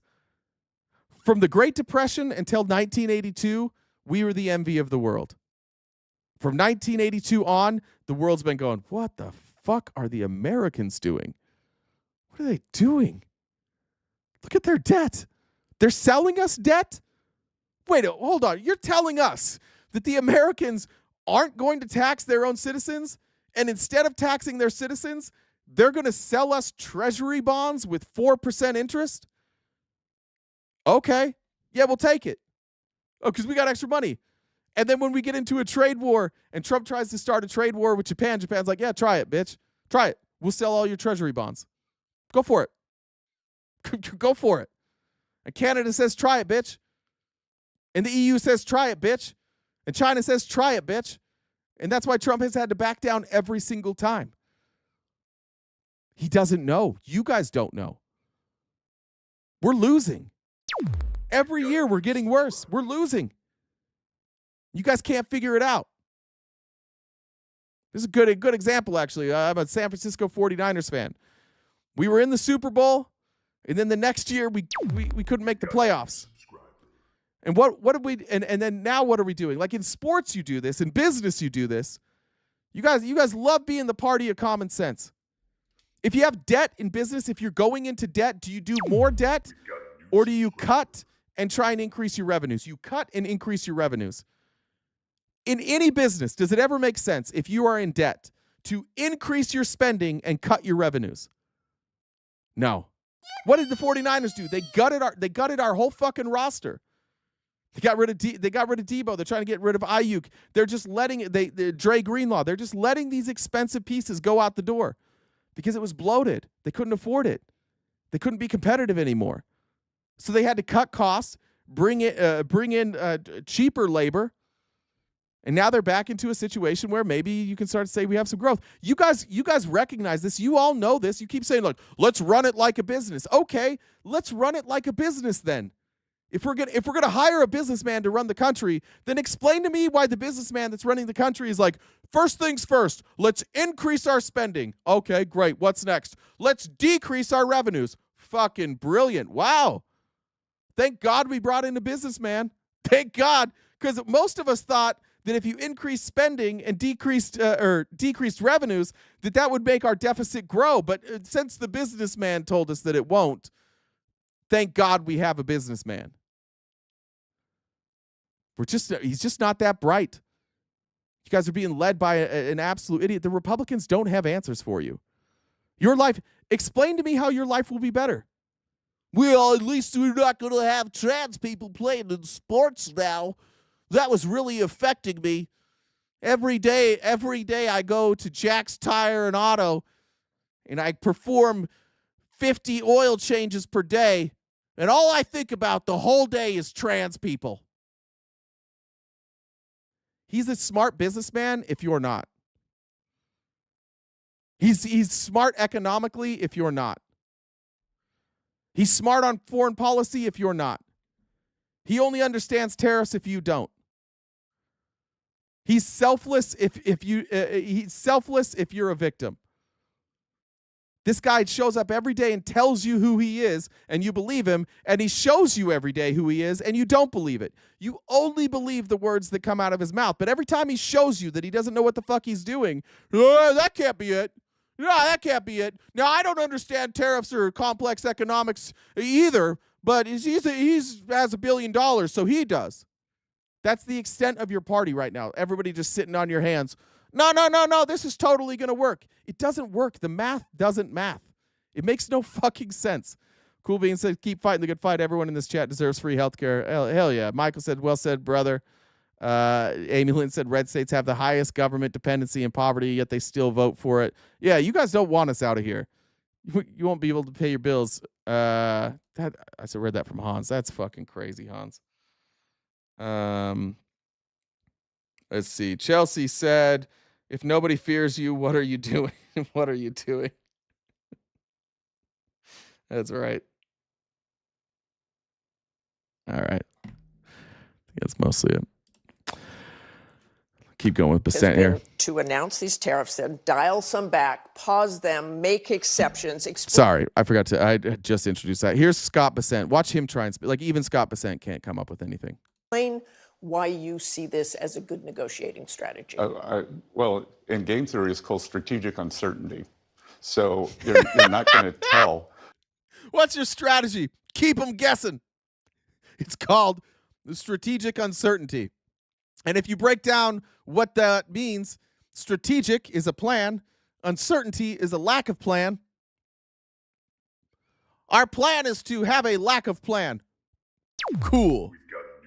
The person on the other side of the negotiation where you're going to end up. And nobody's better at creating this leverage than President Trump. Nobody in the whole world is better at speaking gibberish and making sure the person on the other side doesn't know what the fuck is happening. Nobody better at that.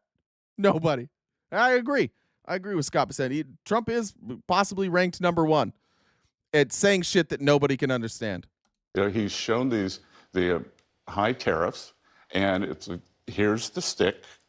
This is where the tariffs can go, and the carrot is come to us, take off your tariffs, take off your non-tariff trade barriers, stop manipulating your currency, stop subsidizing labor and capital, and then we can talk. But I tell you, Martha, that we've had several of these Asian countries that come in and said, oh, well, we'll stop doing this, this, and this. And I look at these lists, and I think, how did we get here? How did we get here? Because this trading system has been so unfair. And as President Trump says, I don't blame the countries. I blame the previous administration. As Trump has said, it's Joe Biden's fault. It's all Joe Biden's fault. That's what Trump said. Joe Biden increased tariffs. I don't know what you're talking about. I don't know. He added the 100% tariff on EVs. They don't have an answer for anybody. Well, when you look at it really, and it's confusing, but I know that if I end this sentence with it's Joe Biden's fault, they'll just believe us. Here's the confusing part. Now, China keeps telling us that they're not negotiating, and Trump keeps saying we are negotiating. And every time we ask for an example of a negotiation that took place between the Chinese and the Trump administration, they all say, "I'll tell you later." Let's talk about China. President Trump again said he's spoken to President Xi of China and negotiations are ongoing, but China has firmly denied this, saying that China and the U.S. have not consulted or negotiated on the tariff issue. So are negotiations actually happening? Who is talking? Look, this was IMF World Bank Week, the NDC, as you know, and I had interaction with my Chinese counterparts, but it was more on the traditional things like financial stability, global economic early warnings. I don't know if President Trump has spoken with President Xi. I know they have a very Well, no, we're good. Right. This is the guy that's supposed to do the negotiations. He's not doing the negotiations. Trump hasn't met with President Xi. Who's doing these negotiations? Why he keeps telling us somebody negotiated. Who negotiated? It wasn't Scott Bessent. very good relationship and a lot of respect for each other. But again, I think that the Chinese will see that this high tariff level is unsustainable for their business Why would model. they deny that the negotiations are going on? Well, I think they're playing to a different audience. So they're actually... Yeah, the world. The world. They're calling Trump's bluff. They're playing to the Chinese and to Trump. Now, again, why is China saying that they're not negotiating? Well, they're playing two different. Okay, are you guys negotiating? Well, I'm not. Is Trump negotiating? No. Who's negotiating? This is the same shit they just did. Always blame the other person. Blame Xi. Look, I don't want to agree with China, but could you tell me who's doing the negotiations, please? I'd like to know. See how they do this every time? Do you have any answers? No. Whose fault is it? Oh, I said it's their fault. It's not our fault. It's their fault. Actually going on. There's actually things happening that the Chinese are just denying, but it's not true. That we have a process in place. And again, I just believe these Chinese tariffs are unsustainable. Okay, according to Bloomberg, you said... Because of the Chinese business model. According to Bloomberg... Yeah, they are. China's GDP, we make up 2.5% of their GDP. We make up 12% of their export business. They can survive. We can't. This is just math. And I understand Scott Bessent can't say that. I understand Trump can't say that. I understand nobody can go in front of a microphone and say, we lost and we're going to lose. But that's the reality. When Trump took office in 2016, 20% of China's exports came here. Now it's 12. China diversified. We didn't. We've increased the amount of exports we're bringing in. China has diversified their imports. Their share of the market has grown. And because of that, their reliance on the United States has gotten less and less. And our reliance on China has not gotten less. That's the reality. That's where we're at right now. We're losing. And I get it. Fine. They can't say it, but we're losing. And we don't have leverage here. That's why when we said 145% tariff and we thought that was going to... China's like, I don't care. 145 on you. 245. All right. 245 on you. Like almost immediately. Like it's just like, we don't care. We're not negotiating this shit. We're not getting in a trade board with you. We can outlast you. And they can. And their citizens can outlast too because their citizens are taken care of. Their citizens have basic necessities. You want to if you want your citizenry to be able to outlast in a trade war, to be able to deal with a little bit of short-term pain in a trade war, the least you can do is feed them and give them access to a doctor. We don't do that. There is no access to a doctor for the poor. In fact, as these companies start shutting down jobs, UPS just announced they're going to cut, I think, like 20,000 jobs. There goes healthcare for 20,000 people. Bye. So what happens to those 20,000 people when they get sick? Well, they'll go in and now they've got medical debt. And now they can't buy a house. And now they can't get a credit card. And now they have to, that's the number one cause of bankruptcy in the United States. China can outlast it because China takes care of their citizens. Like it or not, they take better care of their citizens than ours. Yes, their speech is limited. And in that way, the United States does a better job. We do allow our citizens to have a little bit more freedom. But is it really freedom? I would rather live than only have free speech. You know what I mean? People don't care about free speech nearly as much when they're dying. And so China can deal with this. We can't. You said recently that a comprehensive deal between the U.S. and China could happen in 2 to 3 years. Trump said a deal will come quickly. You've heard him say that. You said it, obviously it was going to be a slog. So how long? Nobody thinks China's a utopia. God damn, man. China is not a utopia. They're better suited. Let's just be clear on this. China is better suited economically to handle this trade war than we are. I'm not talking about culture. I'm not talking about rights. I'm not talking about anything other than economically. China is in a better position to handle this trade war than we are. If you have an argument outside of, well, China's bad, socialism, communism, child labor, fine. But that's not my argument. My argument is that economically, China is better positioned to deal with this. And you guys look at this like a team sport, so that's why you're like, oh, I can't believe this guy's defending China. I'm being honest with you. That's it. I'm just telling you the truth. I don't want China to win. I don't want the whole world to be controlled by China. I don't want China's outsized influence across the world. I would like the influence to be more evenly spread. But the reality is China's winning. Deal with that. Whatever you want to say, like, don't get mad at me. The numbers are the numbers. China's been preparing for this moment. We have not. That's reality. How long do you think? Well, look, I think that there is a path here. So the first path will be, again, a de-escalation, which I think the Chinese are going to have. Then I think there can be an agreement.